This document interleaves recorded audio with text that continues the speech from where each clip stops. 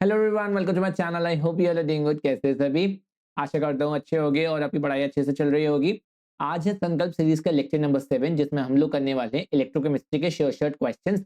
काफी लोगों की डिमांड आ रही थी इलेक्ट्रोकेमिस्ट्री कराने के लिए, तो मैंने अब सबसे पहले क्वेश्चंस पिकअप करे हैं उसके। अगर आपको थ्योरी करनी है तो वन शॉट थ्योरी की प्लेलिस्ट बनी हुई है, आप वहां से इलेक्ट्रोकेमिस्ट्री की थ्योरी को देख सकते हैं। अगर टाइम मिला तो हम थ्योरी जरूर करेंगे, लेकिन फिलहाल हम लोग करने वाले हैं अभी श्योर शॉर्ट क्वेश्चंस। इसके अंदर आपके आईएससी के प्रीवियस ईयर, सीबीएसई के और अलग अलग सोर्सेज से मैंने क्वेश्चंस लिए हुए हैं। आज हम उन क्वेश्चंस को सॉल्व करने वाले हैं। पिछले 6 लेक्चर्स के अंदर हम लोगों ने अपने पूरे ऑर्गेनिक केमिस्ट्री के 5 चैप्टर के श्योर शॉर्ट और केमिकल काइनेटिक्स के श्योर शॉर्ट कर लिए थे। आई होप आप लोगों ने लेक्चर देख लिया होगा। आज हम करेंगे इलेक्ट्रोकेमिस्ट्री के। उसके बाद अगले लेक्चर में हम लोग करेंगे सॉल्यूशंस के sure short questions. And then हम अपनी इनऑर्गेनिक को ले लेंगे, उसके कोऑर्डिनेशन और डी ब्लॉक, है ना। वो करने के बाद हमारा पूरा श्योर शॉर्ट की सीरीज खत्म हो जाएगी। उसके बाद टाइम बचेगा तो हम लोग बैलेंसिंग का पार्ट, केमिकल टेस्ट का पार्ट तो मैंने आपको ऑलरेडी करा दिया, नीम रिएक्शंस ऑलरेडी हो गई हैं, एसिड बेस का part, convergence, paragraph based questions करा चुका हूं ऑलरेडी, प्लेलिस्ट बनी हुई है, लेकिन वो लास्ट ईयर कराए थे। अगर आपको ऐसा है कि इस ईयर भी कराना चाहिए मेरे को, तो मुझे बता देना। अगर आप कंफर्टेबल हो लास्ट ईयर के लेक्चर देखने में, तो आप लास्ट ईयर के देख सकते हो, प्लेलिस्ट बनी हुई है, डिस्क्रिप्शन में लिंक मैं दे दूंगा आपको, आप वहां से जाके देख सकते हो। कोई भी दिक्कत हो, कोई भी परेशानी हो, आप मुझे कोई ऐसी स्पेसिफिक रिक्वायरमेंट हो कि ये वाले लेक्चर आपको चाहिए, तो आप मुझे वो कमेंट सेक्शन में बता सकते हो, या फिर आप मुझे को टेलीग्राम ग्रुप पर इन्फॉर्म कर सकते हो। टेलीग्राम ग्रुप का मैं आपको क्यूआर कोड दे देता हूँ। ये है टेलीग्राम ग्रुप का क्यूआर कोड। एक मिनट रुको। हाँ, देखो ये है टेलीग्राम ग्रुप का क्यूआर कोड। साथ ही साथ में और सोशल मीडिया हैंडल्स के भी क्यूआर कोड है, जैसे व्हाट्सएप ग्रुप, अलर्ट ग्रुप और बाकी सारे सोशल मीडिया हैंडल्स के क्यूआर कोड्स हैं। आप इन्हें ज्वाइन कर सकते हो ताकि आपके पास सारी इन्फॉर्मेशन टाइम से आ जाए करें। आपको कोई भी डाउट हुआ करे, पीडीएफ, नोट्स, क्लासेस के बारे में कुछ भी हो, आप पर्सनली मैसेज करना है मुझे, ये सब इन सोशल मीडिया प्लेटफॉर्म्स पर होता है। उसके साथ ही साथ चैनल को सब्सक्राइब कर लो और बेल आइकन को हिट कर दो, ताकि 30 मिनट्स पहले आपके पास नोटिफिकेशन आ जाए और कब कोई भी लेक्चर मिस ना हुआ करे। इन लास्ट वीक में मैं आपके जो है बहुत सारे लेक्चर्स अपलोड करने वाला हूं, तो आपको कोई भी लेक्चर मिस ना हुआ करे, इसलिए प्लीज बेल आइकन को हिट कर लेना। उसके साथ ही साथ इन ग्रुप्स को अनम्यूट करने की भी होती है, अनम्यूट कर लो 1 हफ्ते के लिए, क्योंकि इसमें मैं आपको जो है लेक्चर के लिंक शेयर करता हूं, तो आपका कोई भी लेक्चर का लिंक मिस ना हो, इसलिए इन ग्रुप्स को भी अनम्यूट कर लेना। ठीक है, चलिए बिना किसी देरी के शुरुआत करते हैं अपने लेक्चर से। पहला क्वेश्चन आपकी स्क्रीन पर दे रहा, the amount of electricity required to produce 1 mole of zinc from ZnSO4 solution will be. कितनी इलेक्ट्रिसिटी चाहिए मेरे को ये बतानी है, बताइए। कुछ लोग जो है लाइव क्लासेस की डिमांड कर रहे थे, लेकिन मैं आपको बता दूं ये सेशन जो है वो प्रीमियर मोड पे है, और ये जो है वो लाइव नहीं लेता हूं मैं। वो ये इसका रीजन यही है, सिंपली लाइव में या तो कुछ एरर, मतलब कोई ग्लिच ना आ जाए और आपकी क्लास बेकार ना हो जाए, है ना, इंटरनेट इशू ना हो जाए। वाईफाई कभी भी दिक्कत कर सकता है, कोई भरोसा नहीं है। अगर वाईफाई की भी दिक्कत नहीं हो तो मैं अपने मोबाइल डेटा से कनेक्ट कर लूँ, लेकिन बच्चे जो है वो क्लास सीरियसली नहीं देखते हैं लाइव में। मैंने ट्राई करके देख लिया है। लाइव क्लास में 8-10 बच्चे ज्वाइन करते हैं, एंड देन लास्ट में आप आते आते जो है एक ही बच्चा रह जाता है। तो अगर आप जो है ऐसा प्रॉमिस करें कि 10-12 बच्चे देखेंगे, तो मैं आगे के सारे सेशंस जो हैं वो लाइव ले लूँगा, मुझे कोई प्रॉब्लम नहीं है। मुझे तो और आसानी होगी, क्योंकि लाइव में एक बार स्ट्रीम करा और जो है सेशन चलता रहा और अपने आप सेशन अपलोड हो जाता है। यहाँ पर मेरे को रिकॉर्ड करना पड़ता है, फिर रिकॉर्ड करने के बाद अपलोड करना पड़ता है, चीज़ें ऐड करनी पड़ती हैं, तो मेरे लिए मुश्किल है। तो लाइव मेरे लिए बहुत अच्छा रहेगा, लेकिन अगर आप लोग जो है प्रॉमिस करो कि आप लोग ज्वाइन कर लोगे, देन ही लाइव लूँगा, वरना टाइम वेस्ट नहीं करेंगे, है ना। Amount of electricity required to produce 1 mole of zinc from ZnO4 solution will be. क्या होगा? मुझे पता है कि ZnO4 सॉल्यूशन क्या दे देता है मेरे को, Zn2 पॉजिटिव आयन देगा और SO4 2 नेगेटिव आयन देगा, यही देगा मेरे को। जिंक चाहिए मेरे को, तो Zn2 पॉजिटिव आयन जो है 2 इलेक्ट्रॉन गेन करके जिंक बनाता है। मेरे को सब कुछ पता है, ये वाली बात पता ही है मेरे को। तो Q क्या हो जाएगा? Q कितना हो जाएगा? चार्ज कितना हो जाएगा?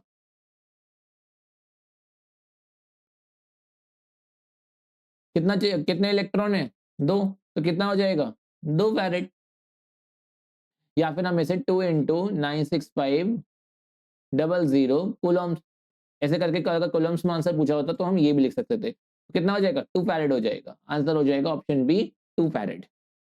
ठीक है, आंसर हो जाएगा option B 2 farad.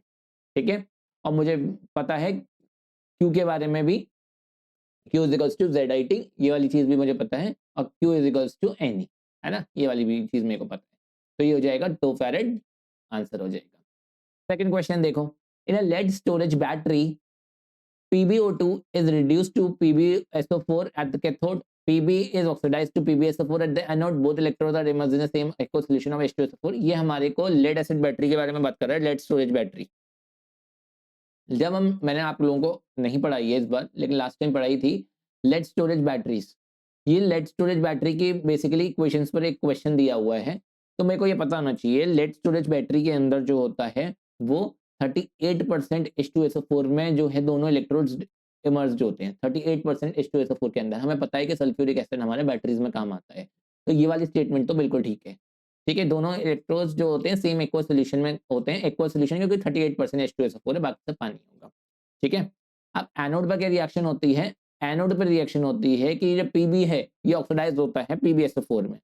Pb solid जो होता है वो SO4 2 नेगेटिव के साथ मिलके बना लेता है आपका PbSO4 सॉलिड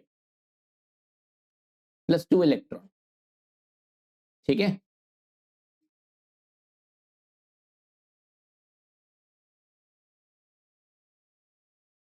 ऑक्सीडेशन की रिएक्शन है, एनोड पर क्या होती है ऑक्सीडेशन होती है। देखो ना, Pb ने 2 इलेक्ट्रॉन लूज करे तो PbSO4 बना लिया, यही वाली बात है, यही इसको कह रहा है। कैथोड पर क्या होगा, कैथोड पर होगा रिडक्शन, यानी PbO2 है ना, PbO2 है और ये PbSO4 में जा रहा है, यानी +4 से +2 में जा रहा है। किस तरीके से होगा, PbO2 plus SO4 2 negative plus 4H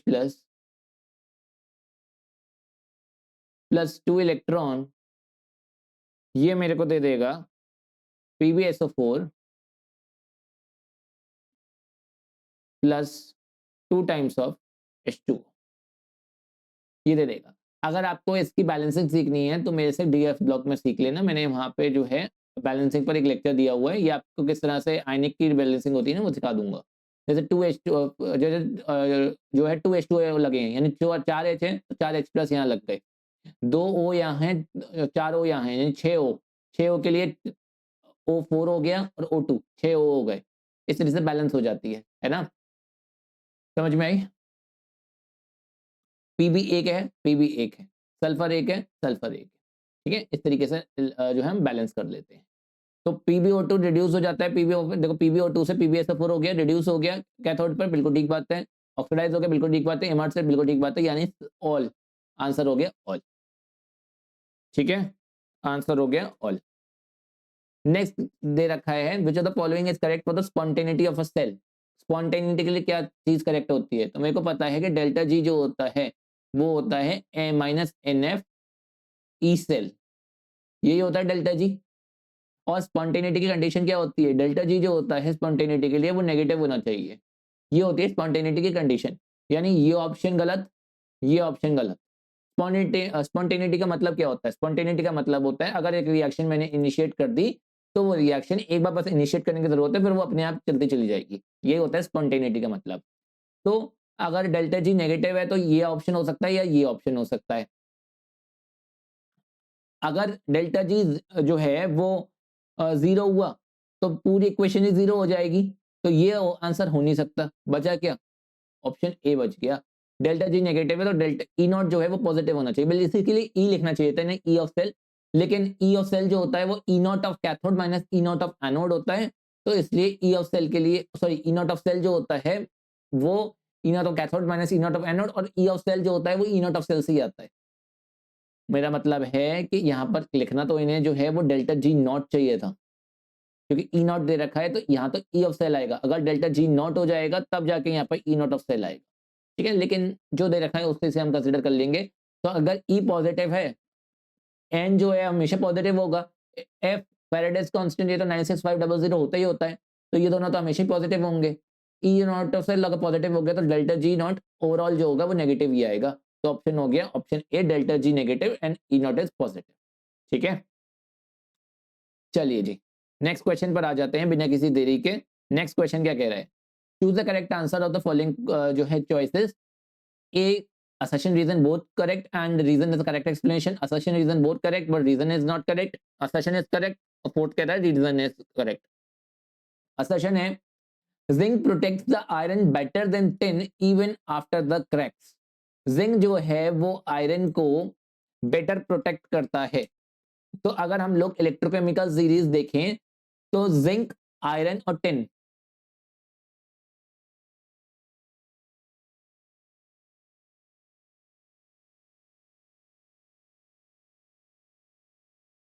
इस तरीके से होता है, कुछ इस तरीके से सीरीज होती है। जिंक कहां पे है? ऊपर है। आयरन कहां पे है? यहां पे है। और टिन कहां पे है? यहां पे है। तो जिंक बेटर हुआ ना, जो ऊपर होता है वो नीचे वाले को डिस्प्लेस कर देता है उसके सोल्यूशन में से। तो जिंक जो है वो आयरन को अच्छे से प्रोटेक्ट कर पाएगा। जिंक ऊपर है तो जिंक प्रोटेक्ट करेगा आयरन को अच्छे से। टिन नीचे है आयरन के, तो टिन कैसे प्रोटेक्ट करेगा? जो ऊपर वाले मेटल्स होते हैं वो नीचे वाले को डिस्प्लेस कर देते हैं ना, ये तो हमने पढ़ा है, ऊपर वाले डिस्प्लेस कर देते हैं। तो जिंक जो है आयरन को अच्छे से प्रोटेक्ट कर पाएगा। जो जितना ऊपर होता है वो उतना ज्यादा एनोड पर जाता है, वो उतना अच्छा ऑक्सीडेशन करता है और वो उतना अच्छा रिड्यूसिंग एजेंट होता है। ठीक है, तो जिंक जो होता है, अगर हम लोग स्टैंडर्ड रिडक्शन पोटेंशियल की बात करें, standard reduction potential SRP, standard reduction potential की बात करें, तो जितनी ज्यादा नेगेटिव में होती है, जितनी ज्यादा नेगेटिव में होती है उतना ज्यादा वो ऑक्सीडेशन करता है और वो उतना अच्छा रिड्यूसिंग एजेंट होता है। ये बात याद रखना। जिंक ऊपर है तो जिंक की जिंक जो है उतना अच्छा ऑक्सीडेशन करेगा, उतना ज्यादा अच्छा रिड्यूसिंग एजेंट होगा। जिंक क्योंकि ऊपर है आयरन से, तो ये जो है उसे अच्छे से प्रोटेक्ट कर पाएगा रादर देन टिन। टिन नीचे है तो टिन का कोई फर्क नहीं पड़ेगा। ठीक है, तो ये बात बिल्कुल ठीक कही गई है।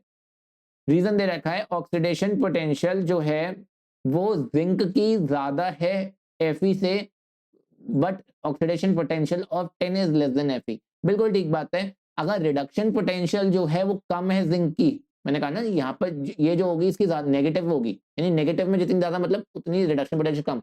इसे उल्टा भी बोल सकते हैं, जितनी एसआरपी जो है वो छोटी होगी, या फिर कह सकते हैं जितनी एसओपी स्टैंडर्ड ऑक्सीडेशन पोटेंशियल वो बड़ी होगी, वो उतना अच्छा ऑक्सीडेशन और वो उतना अच्छा रिड्यूसिंग एजेंट। उल्टा कह लो, या जितना ज्यादा रिडक्शन पोटेंशियल छोटा हो या जितना ज्यादा ऑक्सीडेशन पोटेंशियल बड़ा हो, वो उसके ऊपर डिपेंड करता है। ठीक है, कुछ भी कह सकते हैं। तो अगर यहाँ पे हमारा ऑक्सीडेशन पोटेंशियल में दे रखा है रीजन, तो हम ऑक्सीडेशन पोटेंशियल के अकॉर्डिंग रीजन अप्लाई कर लेते हैं।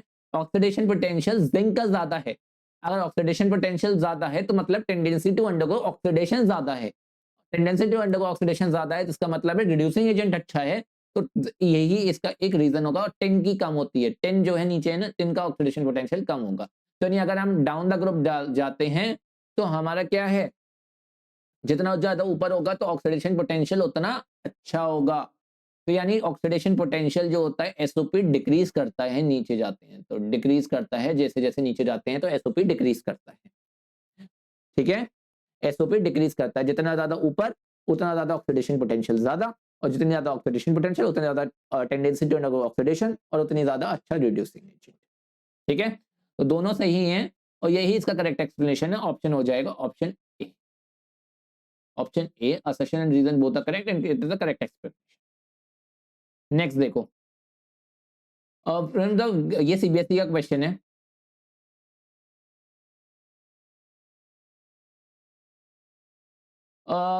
From the given cells, lead storage cell, mercury cell, fuel cell और dry cell, answer the following. Which cell is used in hearing aids?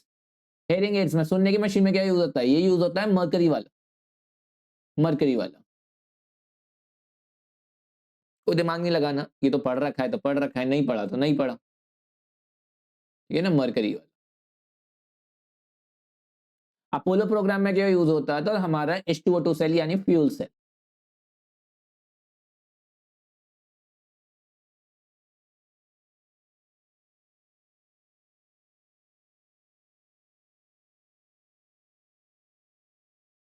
Automobiles में क्या यूज होता है? तो ऑटोमोबाइल्स में लेड स्टोरेज वाला।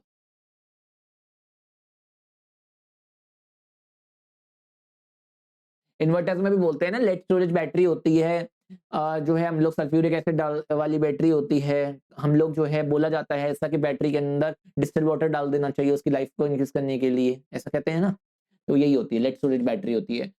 किस सेल की लाइफ नहीं होती? तो ड्राई सेल की लाइफ नहीं होती, इसलिए तो कभी जो है ड्राई सेल एक पॉइंट तक ही चलते हैं, उसके बाद जो है ड्राई सेल डेड हो जाता है। जो हम लोग नॉर्मल डालते हैं घड़ियों में सिर्फ सेल डालते हैं वही बात। ठीक है, अच्छा जी, ये हो गया। नेक्स्ट देखो, नेक्स्ट क्वेश्चन। अब फैराडेज लॉज पर क्वेश्चन आएंगे शायद, है ना?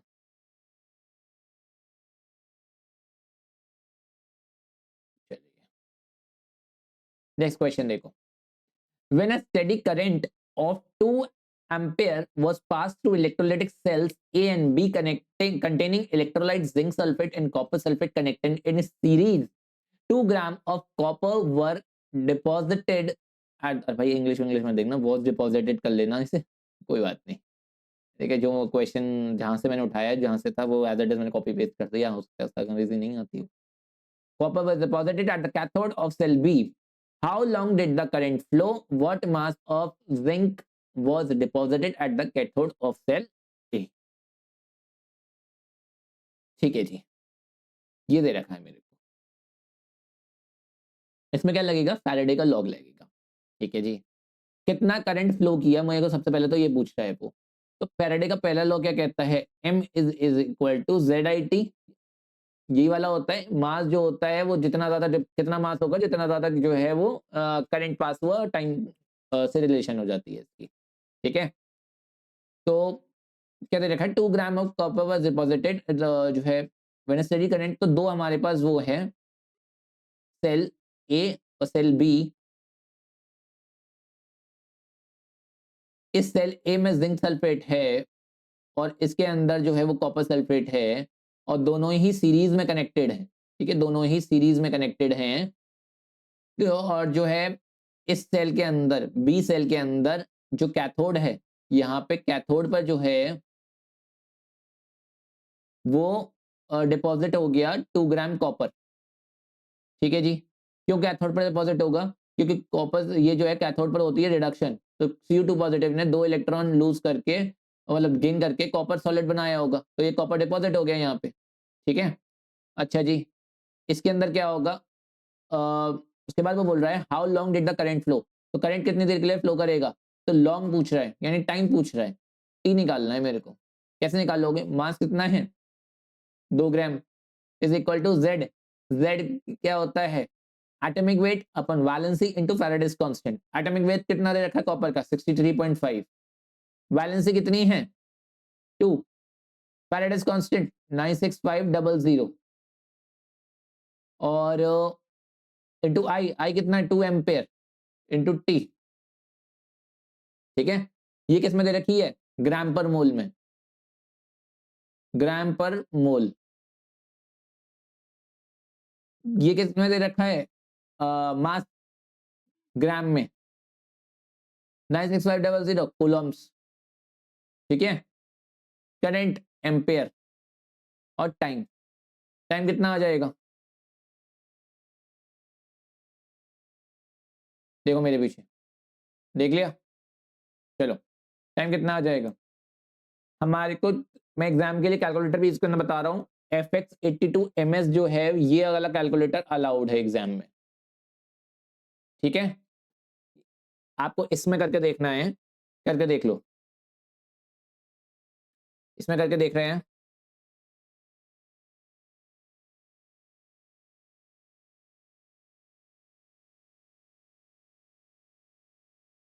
इंटू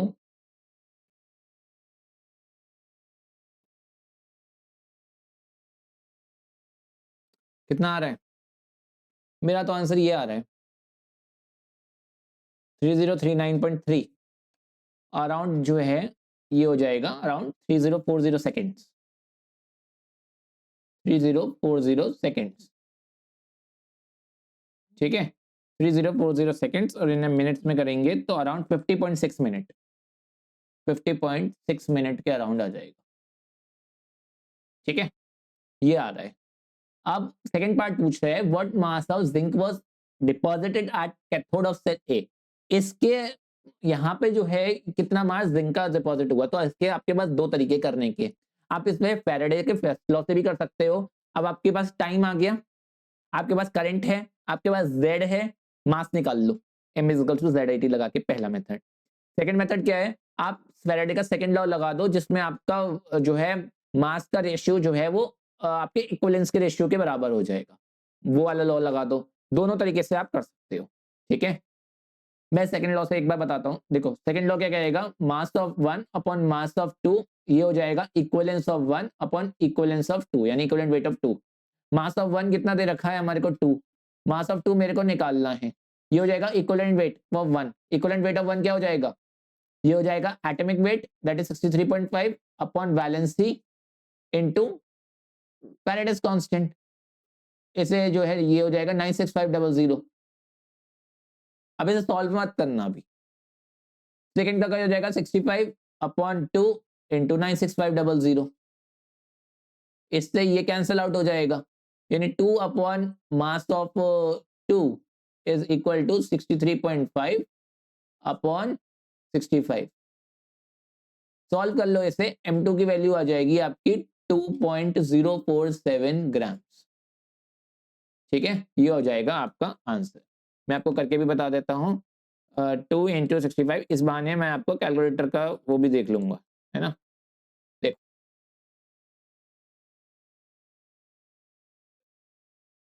दिख रहा है, एक मिनट, ठीक है ना, ये हो जाएगा आपका आंसर।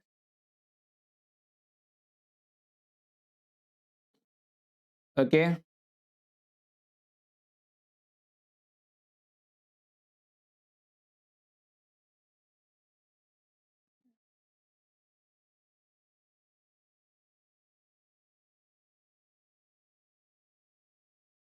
अगर आप ऐसे करोगे, दूसरा तरीका क्या था इसे करने का, दूसरा तरीका इसका करने का, सेकंड मेथड था इसका कि आप जो है m is equals to ZIT लगा देते। इससे क्या हो जाता, z क्या हो जाता 65 अपॉन 2 इंटू 96500 इंटू आई, 2 एम्पेयर ऑलरेडी दे रखा है, इंटू टाइम अभी हम निकाल रहे हैं 3040 सेकेंड्स। ऐसे इसे सॉल्व कर लेते हैं, इससे भी आंसर आपका यही आ जाता 2.047 ग्राम। आपकी मर्जी है, आप फैराडे के फर्स्ट लॉ लगा के करो या आप सेकंड लॉ लगा के करो, जो है आंसर सेम ही आएगा, ठीक है, क्योंकि कंडीशन सेम है तो आंसर भी सेम ही आएगा। आप जो है फर्स्ट लॉ से भी कर सकते हो, आप सेकंड लॉ से भी कर सकते हो, ठीक है। चलिए आगे बढ़ते हैं अपने नेक्स्ट क्वेश्चन की तरफ। इन द प्लॉट ऑफ, ये मैं कैलकुलेटर अपने पास ही रखता हूँ यहाँ पे, अच्छा। In the plot of molar conductivity versus square root of concentration, the following curve obtained for two electrolytes A and B. Predict the nature of electrolyte. What happens to on extrapolation of conductivity, molar conductivity to concentration approaching 0 for electrolytes A and B. ये पूछ रहा है मुझसे। तो सबसे पहली बात तो ये है, ये क्या है, ये डेबाई हकल ऑन सैगर इक्वेशन और जो है डेबाई हकल के इक्वेशन का ग्राफ है, डेबाई हकल ऑन सैगर का ग्राफ है ये, और ये हमारे को एक्सप्लेनेशन में काम आता है कोलरॉच लॉ के। कोलरॉच लॉ के, स्पेलिंग मिस्टेक हो जाए तो माफ कर देना, ठीक है। कोलरॉच लॉ के काम आता है।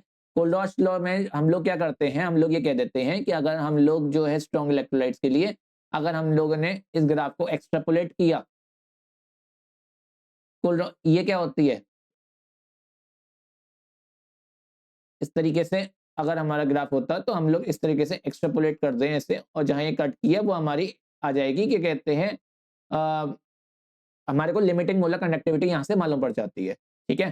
तो predict the nature of electrolyte A and B, तो ये वाला ए वाला जो है ये कैसा है, ए वाला है स्ट्रॉन्ग, स्ट्रॉन्ग इलेक्ट्रोलाइट्स के लिए है। हमें क्या कहता है जो है इक्वेशन, ये कंसंट्रेशन की पावर 1/2 है, यानी रूट सी के संग ग्राफ है। तो जैसे जैसे कंसंट्रेशन की पावर, ये जो है स्क्वायर रूट ऑफ कंसंट्रेशन, जैसे जैसे कंसंट्रेशन कम होगी वैसे वैसे जो होती है मोलर कंडक्टिविटी जो होती है वो बढ़ती चली जाएगी, और जब कंसंट्रेशन बिल्कुल ही जीरो पर अप्रोच कर जाएगी तो मोलर कंडक्टिविटी की जो वैल्यू आएगी उस वैल्यू को कहते हैं हम लिमिटिंग मोलर कंडक्टिविटी, ठीक है। लेकिन जो ग्राफ बी है, इसमें ये जो ग्राफ है ये बिल्कुल पैरेलल टू वाई एक्सिस हो जाता है, बिल्कुल पैरेलल टू वाई एक्सिस हो जाएगा, ये एक्सट्रापोलेट नहीं हो पाता, तो इससे हम लोग वीक इलेक्ट्रोलाइट के लिए कैलकुलेट नहीं कर पाते, ये लिमिटेशन होती है इस ग्राफ की, ठीक है। हम वीक इलेक्ट्रोलाइट के लिए कैलकुलेट नहीं कर पाएंगे क्योंकि ग्राफ बिल्कुल पैरेलल टू वाई एक्सिस हो जाता है।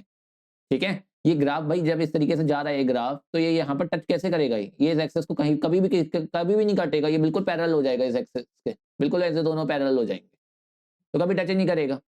ठीक है, अब उसके बाद जो होता है, तो वन क्या हो गया, ए क्या हो गया, ए हो गया हमारा स्ट्रॉन्ग इलेक्ट्रोलाइट और वी हो गया वीक इलेक्ट्रोलाइट। एक्सट्रपलेशन करके क्या होगा, तो जो होगा ए वाले में क्या होगा, ए वाले में तो जो है हमारे को लिमिटिंग वैल्यू मिल जाएगी मोलर कंडक्टिविटी की। ठीक है, और बी वाले में जो है वो ग्राफ बिल्कुल पैरेलल टू वाई एक्सिस हो जाएगा, उससे हमारे को नहीं मिल पाएगी मोलर कंडक्टिविटी की वैल्यू। ठीक है, याद रखने ये वाली बात, समझ में आई। तो जब भी हम कोलरॉड्स लॉ पढ़ते हैं तो हम लोग डेबाई-हक्केल-नोसागर इक्वेशन के बारे में पढ़ते हैं कि जब भी ये इससे हम लोग नहीं निकाल पाते, इसलिए हम लोग कोलरॉड्स लॉ की मदद लेते हैं इंडिपेंडेंट माइग्रेशन वाली, जहां हम कहते हैं ना कि जो है CH3COH का क्या होगा, तो CH3CO negative plus H positive, तो हम लोग इंडिविजुअल जो है आयंस को कैलकुलेट करके निकालते हैं, क्योंकि हम लोग इस ग्राफ से हम लोग कैलकुलेट नहीं कर पाते वीक वालों की, सिर्फ स्ट्रॉन्ग वालों की कैलकुलेट कर सकते हैं, इसका लिमिटेशन है। नेक्स्ट क्वेश्चन देखो, कंडक्टिविटी ऑफ 0.001 मोल पर लीटर एसिटिक एसिड, यानी एसिडिक एसिड है तो ऑब्वियसली बात है कंडक्टिविटी कम ही होगी इसकी। ये है आपकी 4.95 इंटू 10 की पावर -5 साइमन पर centimetre. Calculate the dissociation constant if molar conductivity for acidic acid is 390.5 Simon centimetre square per मोल। ठीक है, ये निकाल डिसोसिएशन कांस्टेंट। सबसे पहली बात है, मेरे को अल्फा की पता होना चाहिए क्योंकि वीक इलेक्ट्रोलाइट है, तो इसमें अल्फा जो होगा वो कम ही आएगा। क्यों कम आएगा, वो इसलिए कम आएगा क्योंकि वीक इलेक्ट्रोलाइट है, कभी डिसोसिएट नहीं करेगा पूरी तरह से, तो हम लोग स्ट्रॉन्ग इलेक्ट्रोलाइट्स के लिए तो ले लेते हैं, क्या कहते हैं स्ट्रॉन्ग इलेक्ट्रोलाइट तो पूरे निकल जाते हैं, अल्फा उनका बर्निंग हो जाएगा। लेकिन वीक है तो वीक में पूरा नहीं करेगा, तो वीक के लिए क्या होगा, वीक के लिए एक फॉर्मूला दिया गया है, क्या फॉर्मूला दिया गया है, molar conductivity at any concentration upon molar conductivity at infinite dilution. ठीक है, ये दिया गया है। अब इसके बाद मेरे को क्या पता है, मेरे को ये पता है कि इनफाइनाइट डिल्यूशन पे कितनी है, इनफाइनाइट डिल्यूशन यानी डेल्टा लिख लो यहाँ पे या फिर ऐसे नोट लगा लो, एक ही बात है, कितनी है 390.5 है। क्या निकालनी है, एट एनी कॉन्सेंट्रेशन निकाल ली है, कैसे निकाल लेंगे। उसके बाद मेरे को ये भी पता है कि हमारे को जो है डिसोसिएशन कांस्टेंट निकालना है, तो डिसोसिएशन कांस्टेंट क्या हो जाएगा, ये हो जाएगा आपका C alpha square upon C1 minus alpha, sorry C square alpha square upon C1 minus alpha.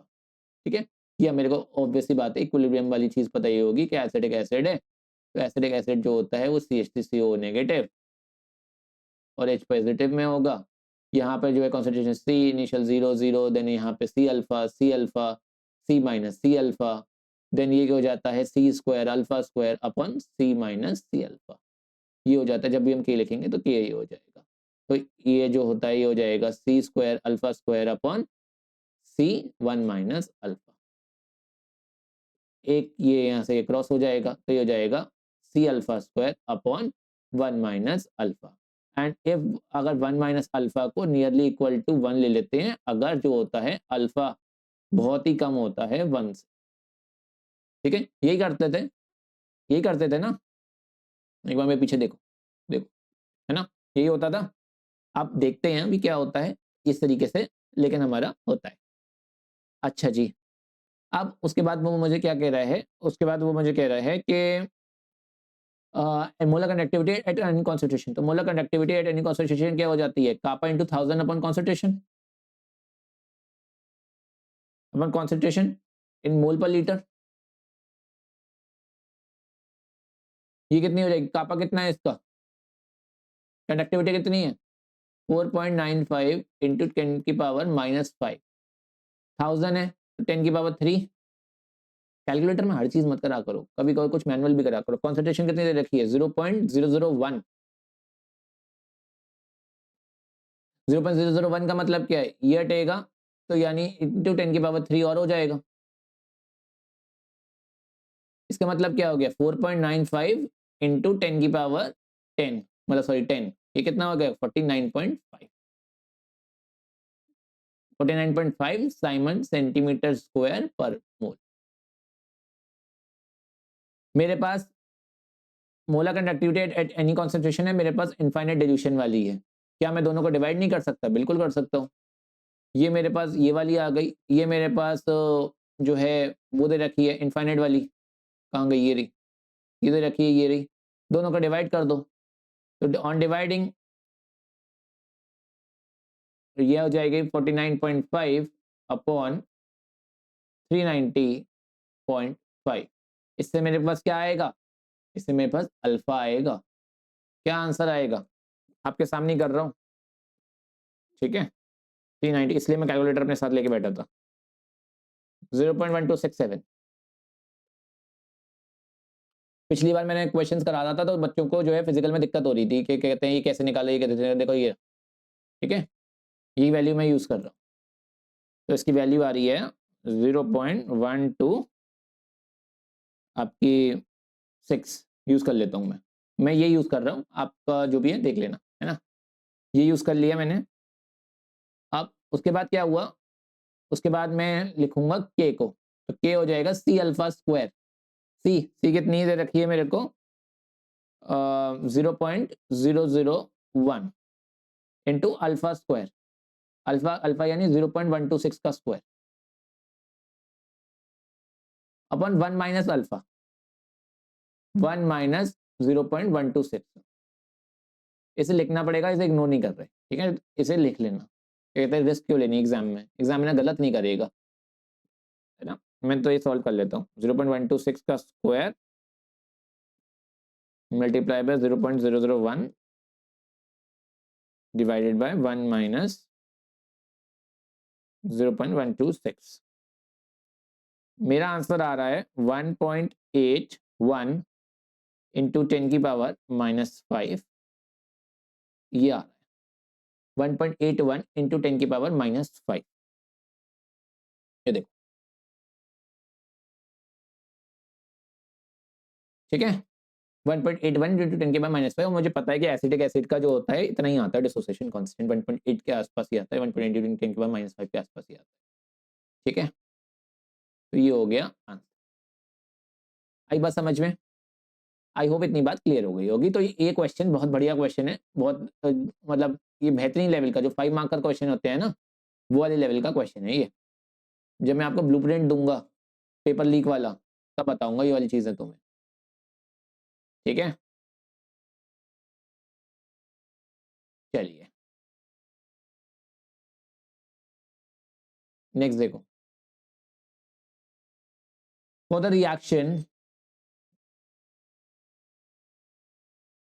2AgCl plus H2 gives 2Ag solid plus 2H plus 2Cl negative आए हैं। अब देखो 2Ag हैं, 2Ag ये रहे, 2Cl हैं, 2Cl ले रहे, H2 है, 2H प्लस हो गया, इक्वेशन बैलेंस्ड है। डेल्टा जी की वैल्यू दे रखी है, EMF निकालनी है, तो मुझे ऑब्वियसली बात है delta G is equal to -NF E of cell. तो अगर मेरे पास किसी भी तरीके से n की वैल्यू आ जाए तो मैं सब्स्टिट्यूट करके E ऑफ सेल निकाल सकता हूँ, EMF निकाल सकता हूँ, मतलब क्यों, यही हो जाएगा। अब E ऑफ सेल चाहिए मेरे को, EMF ऑफ सेल जो होता है, EMF ऑफ सेल निकालनी है मेरे को। कैसे करूंगा मैं? यहां से तो मेरे को E ऑफ सेल मिलेगा। क्या करें? इक्वेशन लिखो, 2AgCl प्लस 2 इलेक्ट्रॉन क्या दे देगा ये, 2Ag प्लस 2Cl नेगेटिव। ये हो जाएगा, ये हो जाएगा ना। नेक्स्ट इक्वेशन क्या हो जाएगी, H2 ये क्या दे देगा आपको, 2H प्लस 2 इलेक्ट्रॉन। ये इसकी ऑक्सीडेशन हो रही है, इसमें गेन ऑफ इलेक्ट्रॉन है तो रिडक्शन हो रहा है, ठीक है। ये हो गया। n की वैल्यू कितनी आ गई, n की वैल्यू आ गई 2, यहाँ भी 2 इलेक्ट्रॉन, यहाँ भी 2 इलेक्ट्रॉन, n की वैल्यू आ गई 2। ओवरऑल सेल क्या हो गया, ओवरऑल हो गया 2AgCl plus H2 gives 2Ag plus 2H plus 2Cl negative. यही थी इक्वेशन ये वाली। ठीक है, n की वैल्यू आ गई मेरे पास 2, सब्स्टिट्यूट करो। पहले क्या निकालेंगे, ये हो जाएगा आपका E हो जाएगा, EMF हो जाएगा E not of cell minus 0 point E of cell is equal to E not of cell minus 0.0591 upon n, next equation लिख दिया मैंने, लॉग, क्योंकि मैंने 0.0591 लिख दिया ना इसलिए लॉग, और H प्लस की कॉन्सेंट्रेशन का स्क्वायर इंटू Cl की कॉन्सेंट्रेशन का स्क्वायर, यही हो जाएगा। E नॉट ऑफ सेल कितना हो जाएगा, अरे delta G not is equal to minus NF E not of cell, यही होता है। डेल्टा G नॉट की वैल्यू कितनी थी, माइनस 43600, बराबर हो जाएगा minus 2 into 96500 E not of cell, ये है। अब मेरे पीछे नहीं दिखेगा ना, लो एक मिनट देखो, तो इसका मतलब क्या हो गया, E नॉट ऑफ सेल की वैल्यू हो गई minus 43600 divided by minus 2 into 96500, ठीक है। सॉल्व करेंगे तो ये वैल्यू आ जाएगी आपकी 43600 डिवाइडेड बाय 2 इंटू 96500, 0.2259 आ रही है,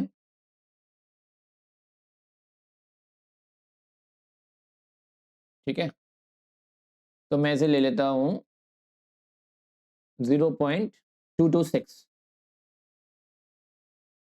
वोल्ट, ठीक है, ये ले ली। मेरे पास क्या आ गया, ये आ गया मेरे पास E not of cell, E not of cell आ गया, यहां सब्स्टिट्यूट कर दो इसे, E नॉट ऑफ सेल को, E नॉट ऑफ सेल यहां सब्स्टिट्यूट करेंगे तो E ऑफ सेल क्या आ जाएगा, E ऑफ सेल आ जाएगा, यानी EMF ऑफ सेल कितना आ जाएगा, E नॉट ऑफ सेल यानी 0.226 minus 0.0591 upon n log H plus की कॉन्सेंट्रेशन कितनी दे रखी है 0.1, 0.1 का स्क्वायर और इसकी कितनी दे रखी है 0.1 इंटू 0.1 का स्क्वायर, क्या हो जाएगा 0.2, n की वैल्यू तो दे रखी है ना मेरे को, n की वैल्यू तो सब्स्टिट्यूट करें पहले, n की वैल्यू हो गई 2, तो हो जाएगा 0.226। मैं बहुत ही बेसिक से बता रहा हूं ताकि जिसको नहीं आता है वो भी क्या कहते हैं समझ ले। मैं डायरेक्ट इसका आंसर लिख सकता था लेकिन मैं लिख नहीं रहा हूं क्योंकि मैं बेसिक से बता रहा हूं, बिल्कुल इसे ध्यान से सुन लेना, ठीक है ना। 0.0591 एक एक स्टेप करके दिखा रहा हूं, मैं डायरेक्ट आंसर बता सकता था कि सॉल्व करते रहे ना, मैं जो है आगे बढ़ रहा हूं, लेकिन मैं बिल्कुल बच्चों की तरह बता रहा हूं, क्या कहते हैं लॉग 0.1 का स्क्वायर इंटू 0.1 का स्क्वायर कितना हो जाएगा, कितना हो जाएगा 10 की पावर -4 हो जाएगा ना, 10 की पावर -4,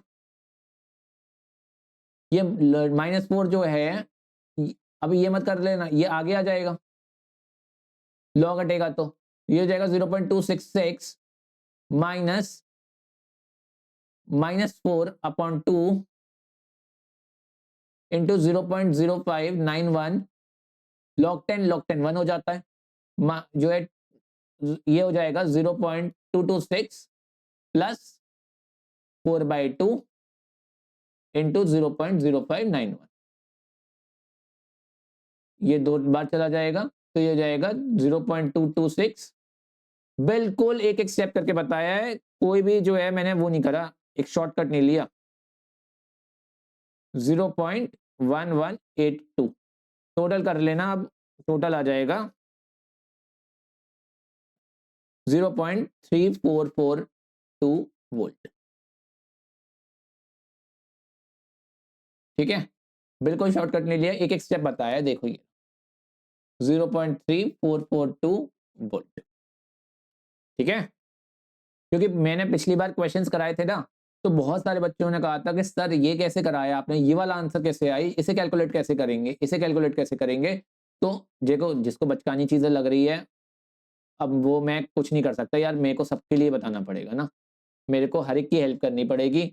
मैं ये अज्यूम करके नहीं चलता हूँ कि आपको चीज़ें आती हैं। अगर टीचर ही ये सोच ले कि तुम्हें तो आता ही है, तो फिर मेरा क्या काम था? थ्योरी बुक में दे रखी है, क्वेश्चंस किताब में दे रखे हैं, कर लेते हैं अपने आप, फिर मेरा क्या काम था? मेरा क्या काम था? अगर सब बच्चों को आता ही है, तो फिर टीचर का क्या काम? जिसको नहीं आता है उसको सिखा दिया, वही तो अब जो है हमारे लिए एक अचीवमेंट है। जिसको आता है उसको तो आता ही है। इसलिए मेरे को ऐसा लगता है कि जो बच्चा टॉपर होता है क्लास में, वो नंबर ले आए तो कोई बहुत बड़ी बात नहीं है। टॉपर तो किसी भी कोचिंग से पढ़े, जो एआईआर 1 आती है, जिस जेईई का रिजल्ट आया है, जिसके 100 परसेंटाइल आए हैं, वो किसी भी कोचिंग से पढ़ता है, उसके 100 परसेंटाइल आ जाते। ठीक है? तो अगर बात बात आती है, आप जो है मैक्सिमम बच्चों का सिलेक्शन कराओ, वो इंस्टीट्यूट है। एआईआर 1 जिसकी आ रही होती है, वो तो किसी और इंस्टीट्यूट से भी वो पढ़ता तो भी एआईआर 1 ले आता। उतना उसका कैलिबर है ऑलरेडी। तो वो तो उसे तो बस थोड़ी-सी गाइडेंस चाहिए होती है, वो तो किसी भी इंस्टीट्यूट से ले आता है एआईआर 1 को। ये ज़रूरी नहीं है कि एक्स-वाई-ज़ेड इंस्टीट्यूट जो है उसने पढ़ाया है तभी एआईआर 1 आई है। कोई टीचर उसके खुद के तो नहीं है। उनका कॉन्ट्रैक्ट होता है कि इतने टाइम हमें इस इंस्टीट्यूट में देना है, अगले साल जो है वो जॉब स्विच कर लेते हैं। यही तो होता है। तो कोई अगर रिजल्ट लाके दिखाए, ज़्यादा से ज़्यादा बच्चों का सिलेक्शन करके दिखाए, वो वाली बात होती है। एआईआर 1 लाना बड़ी बात नहीं है। मैक्सिमम बच्चों का सिलेक्शन करके आके दिखाओ, वो वाली बात होती है। और जो कुछ भी ले आया, नंबर ले आया, उसके साथ तो हर कोई खड़ा है। जो बच्चा रह गया, उसके साथ कौन खड़ा है? उसके साथ जो खड़ा हो के तू फिर ट्राई कर, हम खड़े हैं तेरे साथ, मेहनत करेंगे फिर से। वो होता है टीचर। ठीक है? टॉपर के साथ तो हर कोई खड़ा हो जाता है, और जिस बच्चे का नंबर रह गए, जिसका 4 नंबर से, 6 नंबर से, 10 नंबर से रह गया नीट या जेईई रह गया, वो बच्चा क्या करे? उसके साथ कौन खड़ा है? सिर्फ गाली देने वाले कि तूने क्या किया यहाँ पे? तूने क्या किया कोटा में पढ़ के? तूने क्या किया यहाँ पढ़ के, वहाँ पढ़ के, ये करके, वो करके। चलिए आगे बढ़ते हैं, वरना ये बात बहुत लंबी चली जाएगी। तो चलिए नेक्स्ट क्वेश्चन की तरफ मूव करते हैं।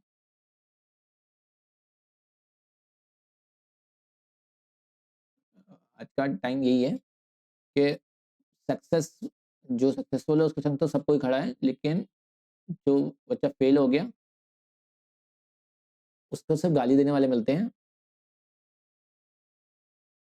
खड़ा कोई नहीं है उसके साथ। सुना सब देंगे उसे, कोई ये नहीं कहेगा कोई बात नहीं, दोबारा मेहनत करेंगे, दोबारा लड़ेंगे। तो फिल्मी बातें हैं ये बाकी की। चलिए जी, ये एक केस स्टडी बेस्ड क्वेश्चन है, इसे सॉल्व करते हैं। The potential difference between two electrodes of a galvanic cell is called the cell potential and is measured in volt. और we very well know that the potential difference between two electrodes is called the cell potential. This is the definition of cell potential basically, and it is measured in volt. We know that cell potential is a difference between the electrode potentials, reduction potential of the cathode and anode. We very well know cell potential जो होते हैं E naught of cell, that is E naught of cathode minus E naught of anode. E naught of cathode minus E naught of anode. We very well know this. ठीक है? अच्छा, anode पर होती है oxidation, ठीक है, and cathode पर होता है रिडक्शन। और जो आपका इन सेल जो है रिडक्शन पोटेंशियल दे रखा है ना, क्योंकि ये रिडक्शन पोटेंशियल दे रखा है, ये रिडक्शन पोटेंशियल के लिए आएगा।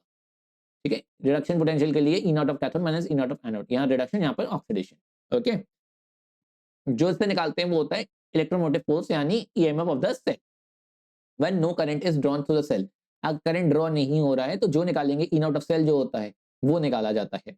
It is now an accepted convention that we keep the anode on the left and the cathode on the right will represent the galvanic cell. We very well know, जब भी हम galvanic cell का diagram बनाते हैं and zinc और copper sulphate की reaction देखी हुई है, तो आपने देखा होगा जिंक यहाँ पे होता है और कॉपर यहाँ पे होता है, एंड यहाँ पे जो होता है ये होता है आपका एनोड, यहाँ होता है आपका कैथोड, एंड यहाँ पर आपकी हो रही होती है ऑक्सीडेशन। जिंक जो होता है वो लूज करके दो इलेक्ट्रॉन को वो Zn2 पॉजिटिव बना रहा होता है, और यहाँ पर कॉपर जो होता है वो कॉपर 2 इलेक्ट्रॉन गेन करके, कॉपर 2 प्लस 2 इलेक्ट्रॉन गेन करके वो बना रहा होता है कॉपर। जिसको नहीं देख रहा कोई बात नहीं, मैं सिर्फ जो है बेसिक ऑक्सीडेशन रिडक्शन की रिएक्शन लिख रहा हूँ, एक बार देखिए। ठीक है, ओके। अच्छा, उसके बाद बात आती है वी वेरी वेल नो कि ये हमारा एनोड हो गया, ये हमारा कैथोड हो गया, एंड यहाँ पर होता है हमारा ऑक्सीडेशन, यहाँ होता है हमारा रिडक्शन। ठीक है जी।